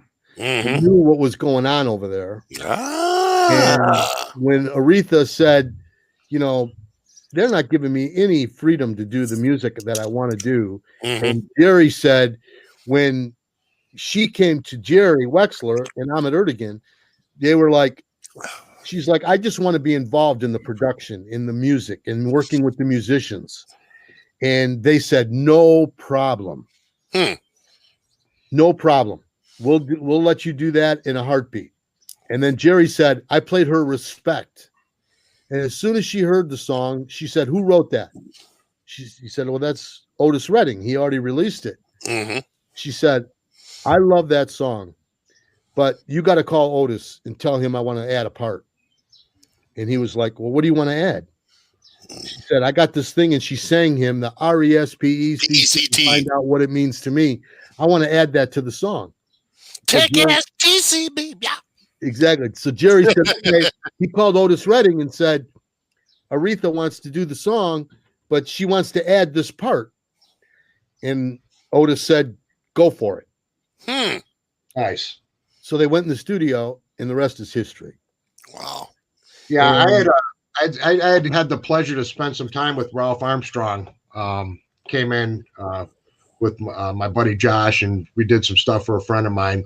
And he was telling me about her and how incredible she was as far as working with and everything. And a lot of people don't know that. You read the news stories, and again, screw the news. Screw the. You know what? Screw the news on all that stuff, man. It's all bullshit. They had no. You know what? They didn't give her the respect that she deserves. Because when I would work with her at the studio, sometimes the musicians too. Sometimes the musicians, when we would be doing a thing, and Aretha would go, listen, on the guitar, don't do that. do it like this and play it like this, and don't do the minor, do the major, do the. And then we would go get coffee, and the guy would come up to you and he'd say, "Man, she's really." I mean, no, that's the thing is she knew what she wanted. She knew exactly. And I said, why do you call her that? Right. Would you say that if a guy was telling you to play something different? Would you say that? Would you call the guy a bastard for the producer telling you what to do? She knows what she's doing. And listen, do what she says and do what she wants and make it the best you can be. And then maybe you'll be here tomorrow. Yeah. It's pretty fucking simple, folks. Hello. She was talking about when we did. Here's what happened when we got with Aretha. We were working with Michael Powell because Michael became a good friend, and Michael produced Anita Baker, and Michael was in a group himself, and he loved our studio and he loved working with us. And when Aretha said, "I'm tired of working with these other people, man, can we get together and do this?" And Michael said, "Yeah, let's go." And she said, "Well, who's going to engineer?" And he said, "Well, what about Mark Pastoria?" Well, who's Mark Pastoria? And he told her, and she was like, okay, let's start putting something together here. So then a couple of weeks went by, and it was the winter time, and it was snowing, and it was really tough outside. And she said, "What's the possibility of recording at my house? I don't like driving in this weather. This is crazy. If you can figure out a way to bring all this new kind of equipment that's in the studios to my house and record, that would be great." So Michael calls me up and he said, "Brian, Aretha wants to move forward on these songs." And one of them was the song that we did for the it was for the Luther Vandross tribute record, "A House Is Not a Home," written by Burt Bacharach and Hal David. So she says, "We're going to record this House Is Not a Home, but I don't want to do it at the studio." Mike says, "Brian, is there any way that we can bring the Pro Tools to Aretha's house and record her vocals?" And I went, "Yeah, sure." And I didn't have any idea how we were going to do it, but I'm like, "Sure, Aretha wants it, man, no problem." So I went in and I told him, I walked in my brother's room, the room where he was working, and I said, "Mark, Aretha wants to do this recording, but she wants to do it at her house. Can we take the computer and the Pro Tools and the smaller board maybe?" And he says, "Oh yeah, we can do that." So I told Michael Powell, I said, "Yeah." I told you we could do it. Well, we can. When do you want to do it? A couple of days later, we were at her house. Wow. And they recorded "House Is Not a Home." Burt Bacharach was there. Wow. And Mark and Burt got to work together, and they ended up winning a Grammy Award for that song for best vocal performance done at her house. Amazing. Wow. Absolutely amazing. It was unbelievable. And then we really got with Aretha, and she loved, we would just hang with her and she would tell stories. And the great thing was when we would record, we'd start at around 1 o'clock in the afternoon. And so we'd go into the evening. So what are we doing for dinner? Aretha said, "I'm going to make chili. Are you into it?" And I'm like, "Chili from Aretha Franklin? Wow. Let's go." You better have taken over some sauce and balls and stuff. Yes. You better have. Man. That's what I would have been doing the next day. I'm like, "You made me chili. I can bring you some of the family sauce." Oh my God. Yeah, I didn't get a chance to do that. I wish I would have. I have such a great respect and admiration for Mark. He's like you, an incredible individual, very, very, very super talented. The first time I came down there to the Harmony Park Studios, I forget what it was for. I think I might have just been down there fucking off, and I decided to pop in. And you guys were both there, and you gave me the tour of the joint. And went up, and I forget what you're working on, and it was a really cool place. And you were just getting started and starting to do doing the broadcast with Bob Bauer. Oh yeah. And then I remember I was like, "Wow, this freaking place is cool as hell." Mm-hmm. And I came back down, and man, sometimes my memory doesn't serve me correctly, but somebody I know was playing there, and I ended up sitting in and I played a couple of tunes, and it was really awesome. And then Motor City Josh came down and played and did that. And then one of the coolest things. For those of you folks who don't know, the U Detroit Cafe, awesome place, just a great vibe, great soul, great everything. And they would do these great. It'll be the freaking middle of the day, sometimes 10 o'clock in the fucking morning. They got bands coming in there to play and stuff, right? Mm. But one of the coolest things that I've ever seen ever in all of music and all the stuff that I've ever listened to and watched is you guys had Rival Sons in there before they broke, and you captured a performance of a song called "Save Your Soul." Oh yeah, it's on YouTube. And it is one of the most incredible things I've ever seen in my life, ever.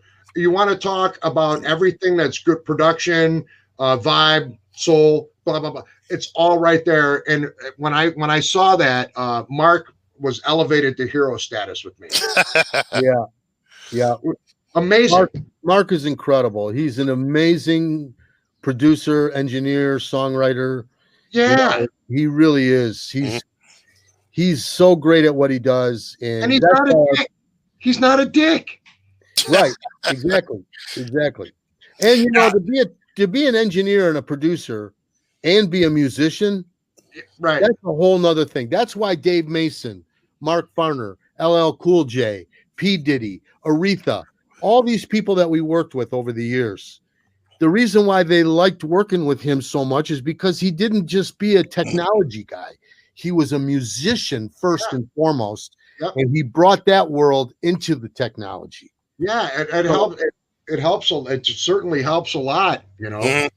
Now, one of the times I went down to Harmony Park, we brought some musicians with us to visit the studio, and they wanted to use the studio to record one track. And well, for one, I wonder how the hell you got a grand piano up to the third floor. That was amazing. But the Black Crowes came in and grabbed a session along with Eddie Harsh when Eddie Harsh was alive. And it was the most incredible thing I'd ever seen. Eddie was playing the grand piano, and we actually got to watch them record this session with the Black Crowes, Chris and Rich Robinson, back when they weren't beating each other up. But just an incredible studio, and getting to watch the Black Crowes and our own friend Eddie Harsh from right here in the Motor City was just something incredible to watch. That was a special time, and Eddie was such a great cat, man. He was really one of the great piano players, man. He was legendary. He really was. And I mean, that's what really helped the Black Crowes do that whole thing that they were doing. You know, without the Faces and the Stones, the piano in those songs is critical. Mm-hmm. And, Eddie was just great, man. I was so crushed when he passed away. Yeah. But he was just a great guy and a great talent. And, the Black Crowes, it was great. That whole thing we did at U Detroit, it started when I was in the advertising world. I met my now partner, Bijan Marati, in 360 Access. I met him 20 years ago. So in 1999, when we were getting all our stuff together, I met Bijan, and the thing was I met him through Congressman John Conyers. Oh, and really? When I was doing advertising work for people, I was telling my car dealer guy, I said, you should put a MySpace page up. And when we do your commercials, we'll just put your commercials on the MySpace page. And we should do, and this is what Bijan was telling me that I should do with my client. He said, Brian, you should put them on the MySpace page. It doesn't cost you anything. You're doing the video for the commercial. Why don't you just put it on MySpace? You don't have to buy time like a TV ad. I said, oh, okay, interesting. So we put the video on MySpace.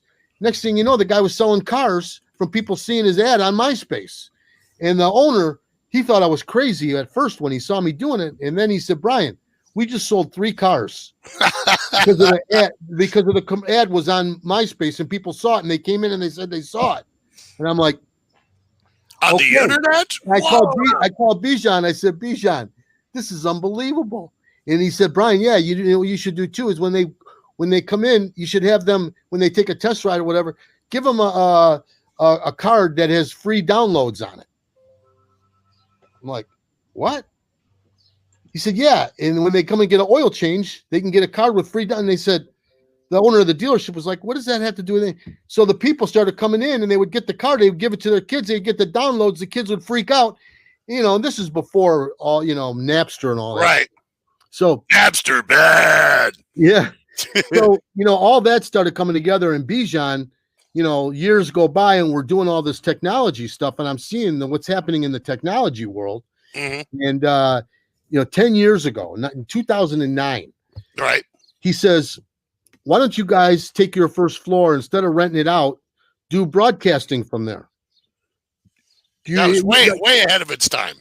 Yeah, you got friends that are the disc jockeys, and why don't you just bring in your friends to do shows, and we'll have the cameras on, and Mark can do the mixing and the sound and make it sound great, and it'll look good with the cam. He was telling me, I thought it was like, this is crazy. This is unbelievable. Yeah, nobody's going to watch. No. Yeah. Well, that's what happened, because how do you make money with sponsors? Right. And every time we would go to the sponsors in the advertising world, they would say, who watches the internet? Nobody's watching the internet. Everybody's working. Who's watching the internet? And I said, well, we're taping it. They can watch it afterwards, but it was hard to get the sponsors to put money into it, right? Because people weren't really like it is today. So that's what got us all going, was working with Bijan on all that stuff. And that has led to what we're doing now with 360 Access, Connect Us. Now we got a record deal with Universal Music. So we have an independent label deal now. So our 360 Access Records is going to be working with artists, and we got the social media marketing, all the stuff that we're doing with the marketing side and social media marketing. Right. A new channel with Connects Us. We're going to be doing this whole thing with, broadcasting live, Connects Us live, and broadcasting, doing what we're doing now, these shows in the virtual world, and bringing sponsors to be partners in the whole thing. And the whole thing is sponsor driven. And that's where music is really going into a whole new world with that. And thank God for what Bijan and Tom Bagwell and Shane Giles, Denny Deontay, Brewmaster, all these people we're working with are all great music and entertainment people and marketing and promotion people. And to have a record label with the universal distribution and the marketing that we have in the social media world, and the music people that we have involved to make the records and find the new artists, I think we've got a whole new thing ready to happen here and ready to explode. So I'm very, very excited. It's like come full circle. I came from playing in the band and then doing the whole thing in the studio and the production, and now on the marketing side. It's like, again, no matter how great it is that you're doing in the studio, at the end of the day, it's all about marketing. And today, the social media world is where it's at. And you also got you're bringing it down to the part of your family. Your sons are in the business also now with Anton. Is he still there? Anton. Have we kept him through this whole broadcast? We haven't bored him to death. He was doing a mix, but he's going to come over here now and show yourself. Come on, show yourself. Does he make a good sauce? Oh, I'm sure he's not know how to do that. Here, we got to go on this side. Hold on, I'll bring him in. We'll put there he is. There we go. Just like that. What's up, Anton? What's going on? How we doing? Good. So what are you working on now? Oh, I'm working with a whole bunch of local artists right now. I got actually this Jamaican female artist. She's a singer that I met through working at Get Fresh Studio. I'm working with right now, so I'm working on some of her mixes. And then what's her name? Faya. Her name is Faya. Fyiah. Remember that, Cisco? I'm on it. She's great. She's great. She's definitely on the come up. She's a local artist here in Detroit, and she does a lot of good networking, and her music's definitely on the come up. So definitely check those songs out in the future. I'll be on the mixing and the engineering part. So Anton, let me ask you a question, if I could, please. Yeah. What's up? Of course, you're in a very musical family. When was your first? What's your first recollection, and when you got the itch, so to speak? Well, I just always remember being in the studio with my dad, like coming in on like what are the bring your kids to work day or something like that, and we would always go in on like the weekends and stuff like that. So I was always around it. I never really thought about it until when I was like 16, when I asked them for a FL Studio and a laptop. We started making beats on for my friends actually that were artists or trying to be artists, aspiring artists. And that kind of got me into it when I got that for Christmas. And then from there, I just started engineering at 19 because my beats were good, but they could sound better. So then I started to do that and fell in love with the mixing and mastering part of music. So what? You're like 19 and a half now, right? Yeah, no, I'm actually 22 now. I'm turning 23 in July. Yeah. All right. Well, I remember I was over there last summer and stuff in the basement where you're broadcasting from right now, and you were over your own little computer in the corner, and I had asked it like, "Hey, what are you doing here?" And I said, "I'm making some beats," and I got to tell you, they were incredible then. I could just imagine how far you've come since then.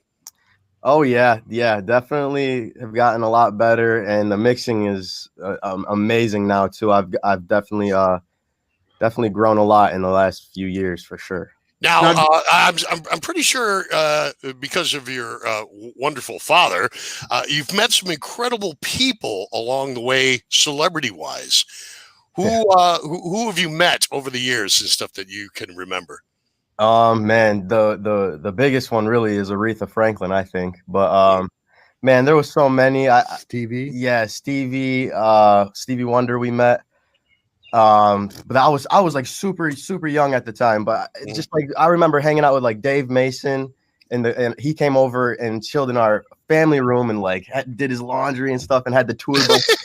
So like that was a super cool experience. But yeah, there was a whole bunch of yeah, it was definitely pretty cool. He had the whole band with him. So, but yeah, there was plenty of artists that I've met and I have been working with now. Like I actually had the chance to work with T Grizzly, who's a Detroit rapper. I had the chance to record and mix one of his records, or a feature actually. So that was really cool. So yeah, I'm doing my own thing too. And yeah, my dad always had that extra famous people around and shit like that. So it's cool. Anton, do you play too? Do you play instruments or no? Yeah, I play the piano. I know how to play the piano very well. I actually took lessons for like 3 years or something like that. He didn't force the drums on you? No. My dad was always cool with whatever we wanted to do. He was always cool with. So I mean, we had the piano. I got into the piano. The lessons, like my dad was saying, were just like all over the place. I didn't really like the whole process of going step by step on learning the piano. I just wanted to play the piano like how he was saying. So I lasted about 3 years, and then we got out of that, and then I started making beats, and it clicked back in again. And now it's going well. I actually got the piano behind me over here with right over. Anton, I'm not one to give unsolicited advice, but I'm going to at this time. Never play the piano with drumsticks. Yeah, no, I definitely don't recommend that. That would be that'd be a mess. I got in a lot of trouble for that, probably because of piano. Yeah. No, but that's awesome. Maybe we could get. I want to get this. I'm gonna have to go back and watch the stream afterwards because I want to. The girl that you're working with. These are people that we'd like to talk with. Yeah, yeah, for sure. We'd like to get on the show. We'd like to. We like to expose them so that we don't have to expose ourselves. Yeah. Yeah.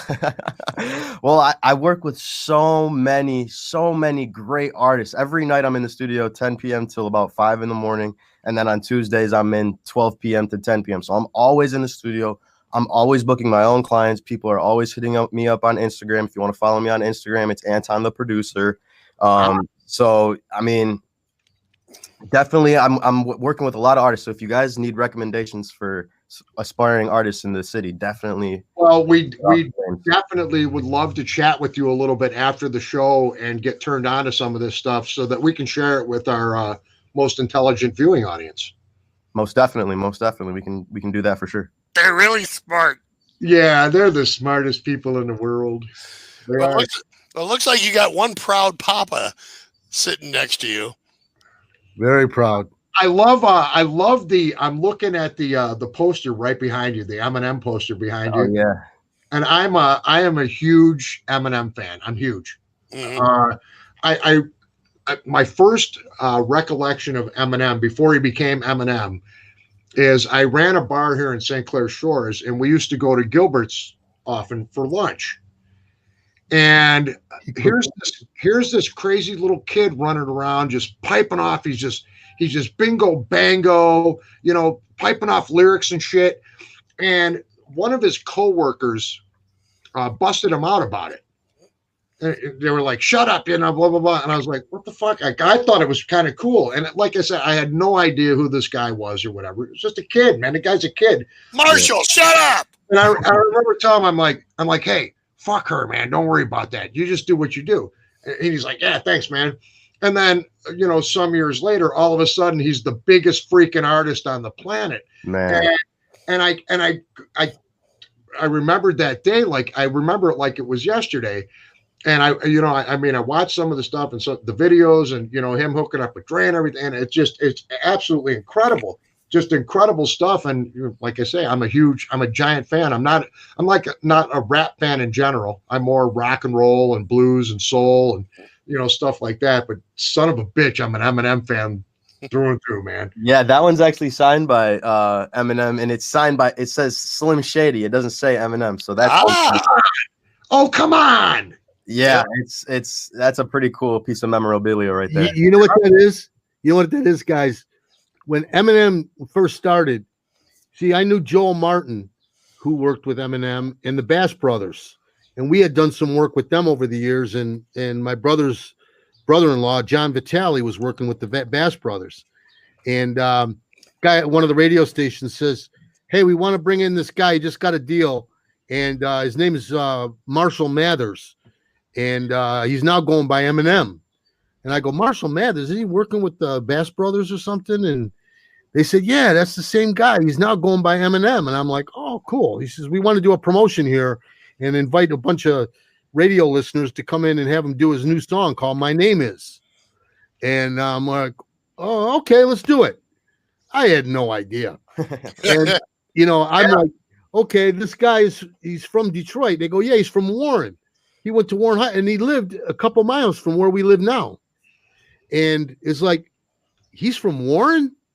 Oh my God. So then Marshall came to the studio and he did the show, and there was like 20 people in the room. He did My Name Is and a couple other things, and he just did it, and he was really nice. And when we were standing in the hallway, there was one song on there that was real controversial about his girlfriend. Yeah. Right. The girl in the trunk of the car. And, they were making a big deal out of that. And him and I were in the hallway, and he goes, "Brian, this is so crazy. They take all these songs so seriously."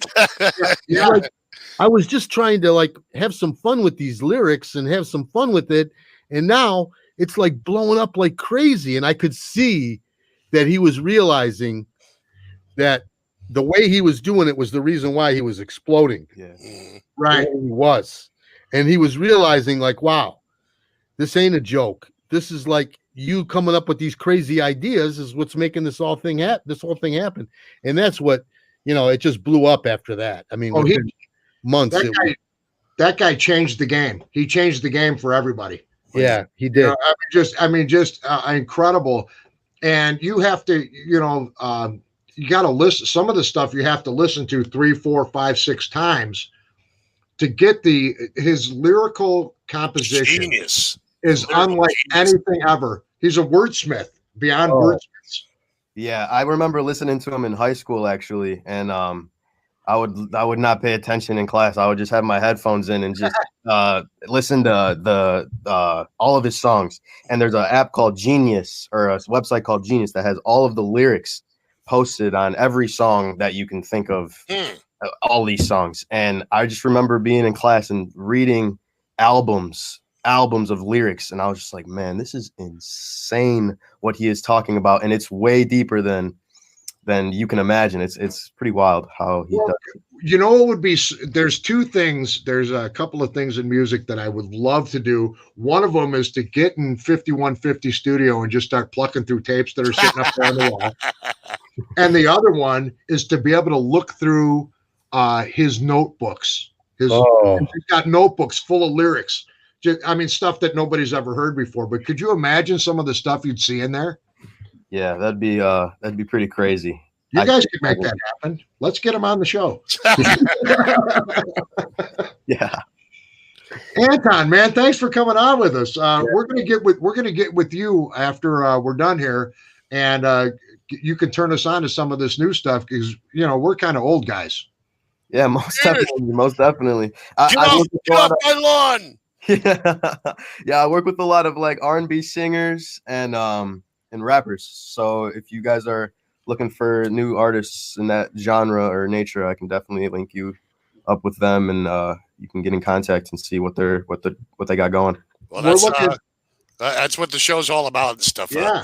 Not only to put smiles on the faces, but to definitely put a spotlight on the talent and the history of hometown rock and roll here. Yeah, there you go. And that's the great thing. What you guys are doing really is, it's not just the songs. It's people want to hear the stories.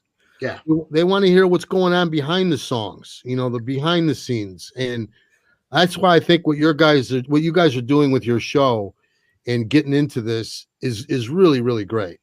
That's the most interesting thing about it. I mean, like today, you kind of schooled me up here a little bit today, and I thank you so much for it because there's a lot of things that I didn't know that I know now. And, if we can keep doing stuff like that, hell, we didn't even want to do this in the first place. We were just kind of, we're like, screw it, let's do something. Yeah, we got to do something during this quarantine crap. Yeah. My pal got unceremoniously released from his day job. Oh. So, but yeah, Anton, thanks for coming out with us today. Thank you. And we're gonna bring this back in if you guys want to squeeze together, you can. For those of you folks for those of you folks who just joined us, we've been hanging out most of the afternoon with our good friend Brian Pastoria and recently his son Anton, talking all things Detroit, all things music here on the Poncho and Cisco Live in the Motown. So Brian, I don't know if you ever saw this or not, okay? But I filmed, I did an original song, and we went out, Josh and I went out and we filmed the video for the song. And part of the video footage is actually from the U Detroit Cafe. Wow. So I'm gonna bring this up. I want to play this for you. I wish I could. There's no way I can fast forward through it, so I got to play the whole freaking video. But we did. Just to let you know, Cisco, he's a fan of the Chit selfie video. Oh, nice. Yeah. So we did this song. We produced the song and the video for $12 in a chili dog. And here it is. So check it out, folks. This is Full Paw Dream featuring footage from Harmony Park / the U Detroit Cafe.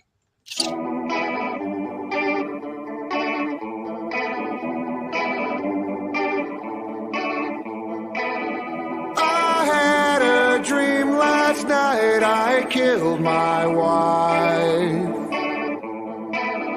It was a tragic shame. I took her life with a butter knife.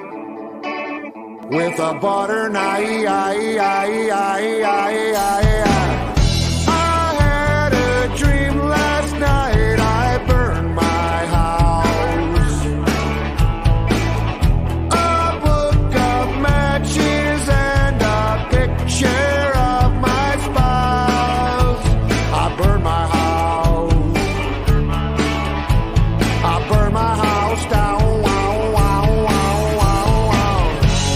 When will I find what makes me whole?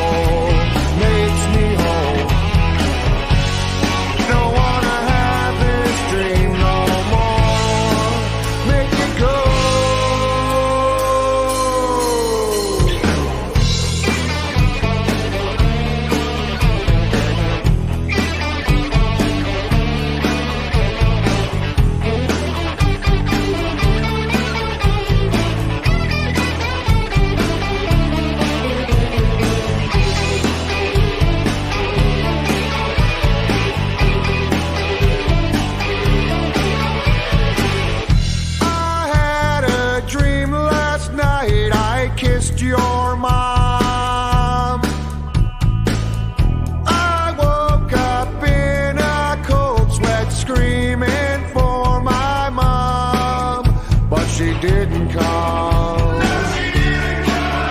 No, she didn't come. So I had a dream last night. I killed myself. I ran my head into the corner of a shell all by myself. All by myself, all by myself.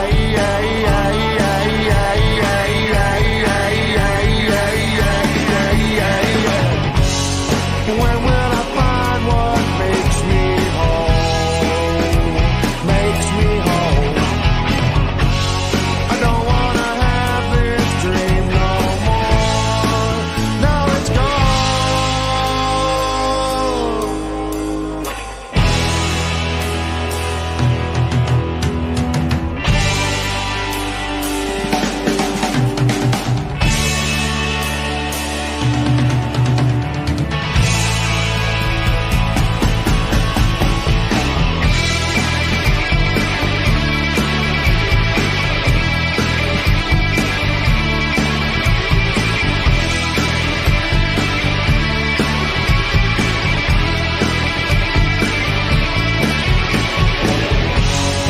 When will I find what makes me whole? Makes me whole. I don't wanna have this dream no more. Now it's gone.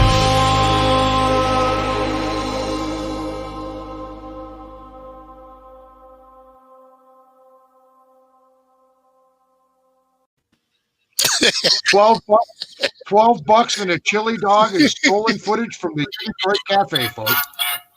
That's awesome. Uh, You know where that Detroit sign came from? no.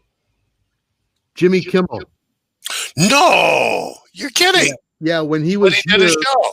when he was here for the Super Bowl in 2006, I think it was 2006. Yeah, it was 40-year anniversary. Because Lions weren't in it. Right. And they chose our place as their office for the Oh, week we were wow. here for the Super Bowl. And they had that sign made and put in our office when they were here. Huh. They could use it as a background for Jimmy when he was on the air. And when they were done with the show at the end of the week, they said, "Hey, what are we going to do with this sign?" I said, "Leave it here." Yeah, keep it. They went, "Okay, cool. You can have it." Jimmy can afford it. Go ahead, keep it. I thought it was so awesome. I love the vibe of the place. The vibe there was so cool. And that's actually, I had met Bob Bauer years before when he was doing the food drives out of the trailer. Oh, yeah. And it was just in passing and stuff, but I never really got a chance to sit down and talk to him and kind of get to know him until I came to you, Detroit. And he was one of the most incredible, humble, nicest guys and very knowledgeable about music and just a cool guy to hang out with. And I'm very thankful that I got a chance to do it. I guess I have to thank you for that. Thank you. I was working at a station in Ohio, and he was at a sister station in St. Mary's, Ohio at the same time. And then I stayed there. He moved back to Detroit and stuff to start his eminent crunch on Detroit radio, which was so great. You know, Bob He was amazing. When I first met Bob was at the Guitar Army. Yeah. I mean, Wow. I knew Bob from the radio, but I didn't really know him as a person. Right. And when we did Guitar Army, and he was so much into the vets thing, and really into it big time, and I really saw his passion for that. And you know, when he was doing things for the people in the city, and our band was always doing stuff with Mother Waddles and things like that over the years. So we've always done charitable stuff, with Mitch album and the Christmas records we did, which are fantastic. Thank you. But the Christmas in Detroit albums were always with Mitch, and they were always for a cause, and the money was all for the charities and things like that. And Bob was just, getting to know him and be with him every day. I feel so thankful for that now.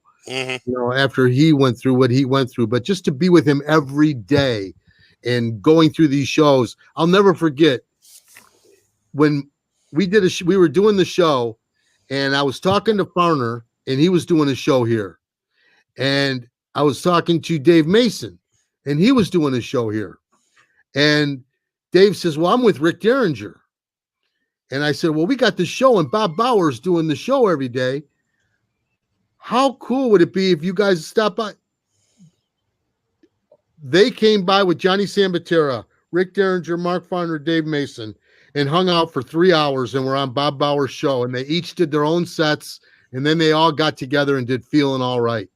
Wow. Like, if someone would have told me in high school that that was going to happen, you know, at a place that we had with those 3 artists, you know, it's like Rick Derringer, Dave Mason, and Mark Farner. Are you kidding me?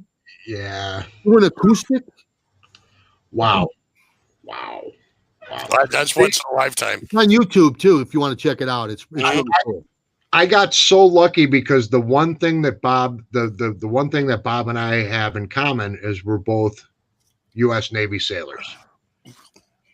So we hit it off. We hit it off right off the bat. You know, from there it was really cool. And you know, it was only like, I don't know, 3-4 hours that I got to hang out with them, but it was one of the coolest 3-4 hours that I've had. And it was, you know, I can't say that, yeah, hey, Bob Bauer's my pal. I had him on speed dial.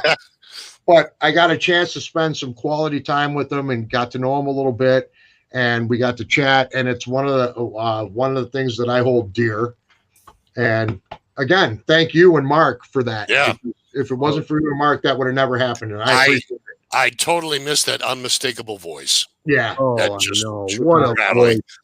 What a voice! What a great guy! It's like a thumbprint. You knew when that voice started, you knew that was Bob. So I got to tell you guys both something. I tried to weasel Mark onto the show. I tried to mess him. I was going to try and get Mark on with the too, because that would make for great stories. I would hope that maybe we could get both you guys back on and we could talk a little bit more. Is that possible? Yeah. Without a doubt. I mean, there's so much going on. We got a lot going on right now. And with some of the new things that we have happening, you know, with our Connects Us Live that we're going to be launching, which we would definitely want to talk to you guys about your show being on that. You know, I think it would be huge. And, you know, there's a lot of things that we're bringing on the technology side that I think will be very beneficial for you guys. And I think it'll be great. I really appreciate you having me on. You know, I'm usually sitting on my ass here at the house doing my thing. And you're the only one that has put up with us for this long of time period. How long have we been on? He broke the record. He actually broke the record of time, didn't he? Yeah. How long have we been on? Almost 2 hours and 45 minutes. Well, oh my God, really? Well, you've been on about 2 hours of that, so that's awesome. That's great. I think you have the world record now. You just brought you broke Ken Calvert's record. Yes. KC was just incredible. He was incredible. I told him, hey, Brian, check it out. He was telling us the story about how he introduced Bruce Springsteen to Bob Seger. Oh, my God. Yeah. And so he tells us a story. And after he's done, I tell him, I go, listen, I said, Ken, I said, if I ever met Bruce Springsteen, the first thing I would do is tell him that he's not the boss of me. And he says to me, he goes, you're right. I'm the boss of you. And I'm like, okay, Ken, you're the boss of me. I'm cool with it. I'm good with it. I'm like, okay, I like it. It's beautiful. Ladies and gentlemen, you have been listening to Brian Pastoria, our friend Brian Pastoria. Thank you so much for coming on. We're going to get you back again. We want to get you, and we'd love to get Mark on with us too at the same time and chat with you guys a little bit more. And you can tell us a little bit more about all the social. We're just a couple idiots trying to take up some time during Corona. But thanks for the history lesson on. Incredible. We've got a lot of great comments. I've been so enthralled by listening to them, but I haven't had a chance to put any of them up. Here's one. This guy's talking about himself. Wait, Bob was the best. Missed him dearly back in the strut days. Oh, look at this. Cisco is wearing the same t-shirt. He's right. I am. But Brian, thank you so much. I can't tell you how much we appreciate you coming on with us today. Thank God you. bless you and your family, and we wish you nothing but the best. And we want to have you back again. And wow, what a great hump day with you. Yes. Well, thank you very much, guys. I really, really, really appreciate doing this with you both, and appreciate what you guys are doing. And this is the new world that we're in, and I think it's going to really take off. And you guys are right at the top, man, right there, man. You're both great at what you do, and appreciate you very much having me on. You know, you didn't have to do that. Oh, no. It was our pleasure, and thank you, brother. We will catch up with you down the road. Ladies and gentlemen, Brian Pastoria. Thank you, Brian. Thank We you. love Guys. you, brother. We love you, brother. Bye-bye. Bye-bye. Wow.